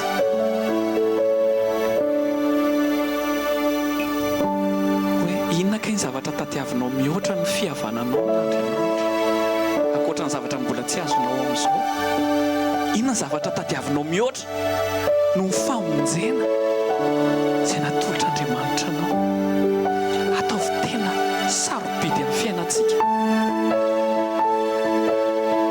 izany raha latsaka zany fanavotana antsika mihoatra ny zavatra rehetrarehetra mihoatra ny zavatra rehetrarehetra mihoatra ny zavatra rehetrarehetra ty raha ty raiso ny raha Jesosy dia ataoko hoe teneno hoe mihoatra ny zavatra rehetrarehetra ty raha nao ty Jesosy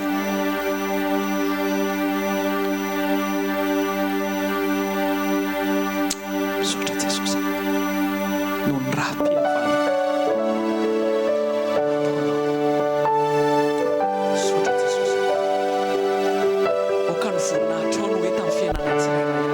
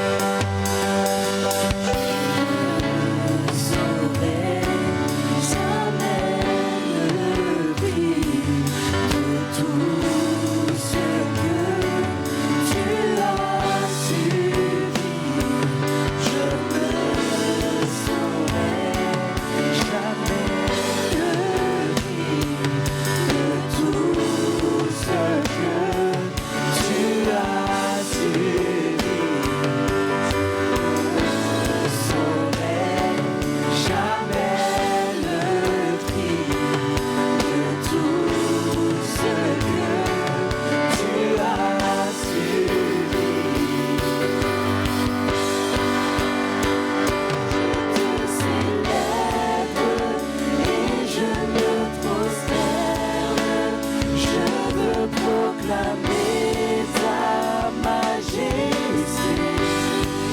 En toi tout n'est que grâce, tout est admirable. Dieu, tu es si grand et bon pour moi. Oui, je te célèbre et je me prosterne. Je veux proclamer ta majesté. En toi tout n'est que grâce, tout est admirable. Dieu, tu es si grand et bon pour moi. Oui, je te célèbre et je me prosterne. Je veux proclamer ta majesté. En toi tout n'est que grâce, tout est admirable. Dieu, tu es si grand et bon pour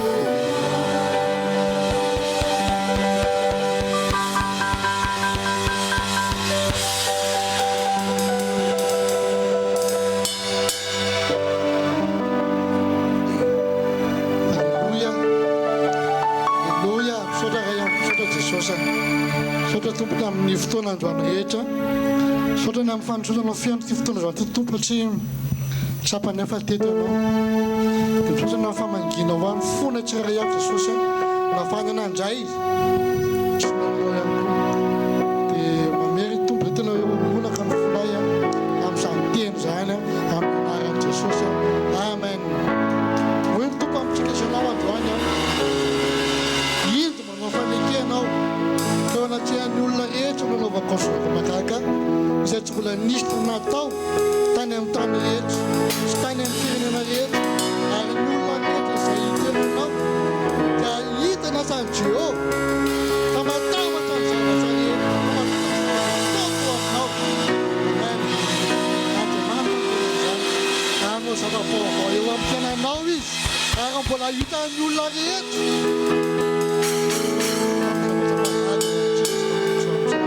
Amen. Tangatao tokontsika kalazana vavy dia zao hoe miraisa saina, mifalia, mandraisa ozy izy,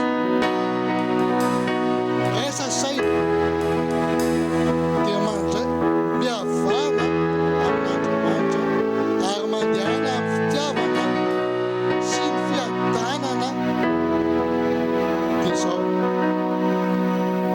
Andriamanitra tsy manonona amin'ny anaran'i Jesosy. Ninninona mbola sy tanteraka tao amin'ny fiainanao tanteran'Andriamanitra zany.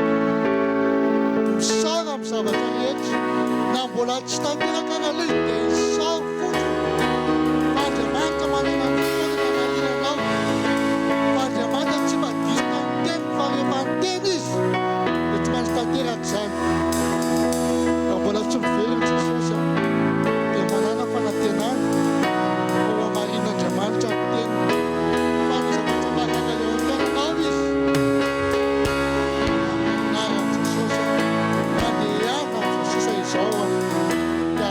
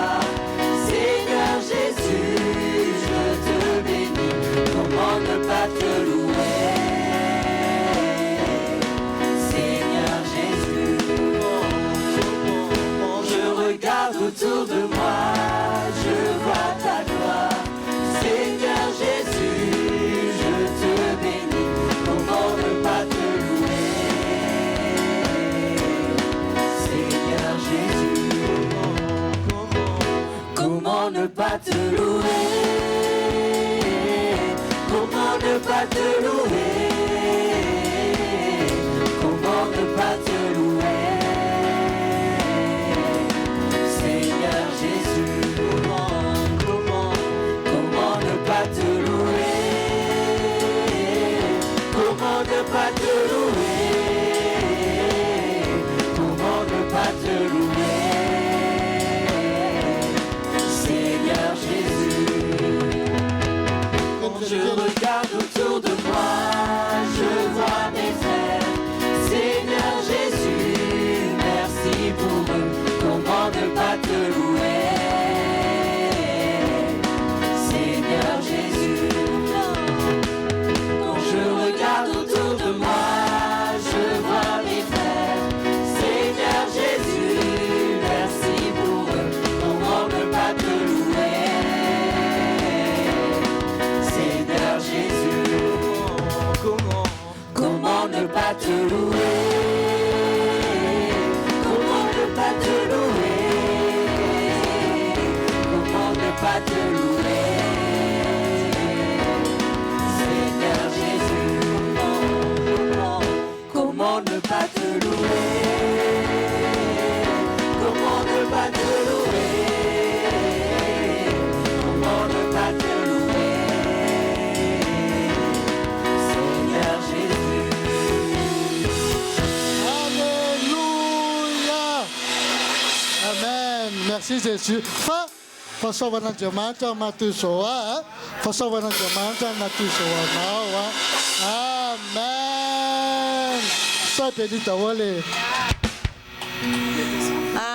Azafady taty Odile moa zany saika ho avy dia tsy tonga dia ny zavatra nampitondray ny tena nataony am-pitiavana nanao a mokary dia hiaraka inana mokary tsika dia aleo mba samy ame réaction kely anazy tsika hisaotra anazy ao anatin'ny misaotra taty Odile fa voaray any mokary saotra anazy.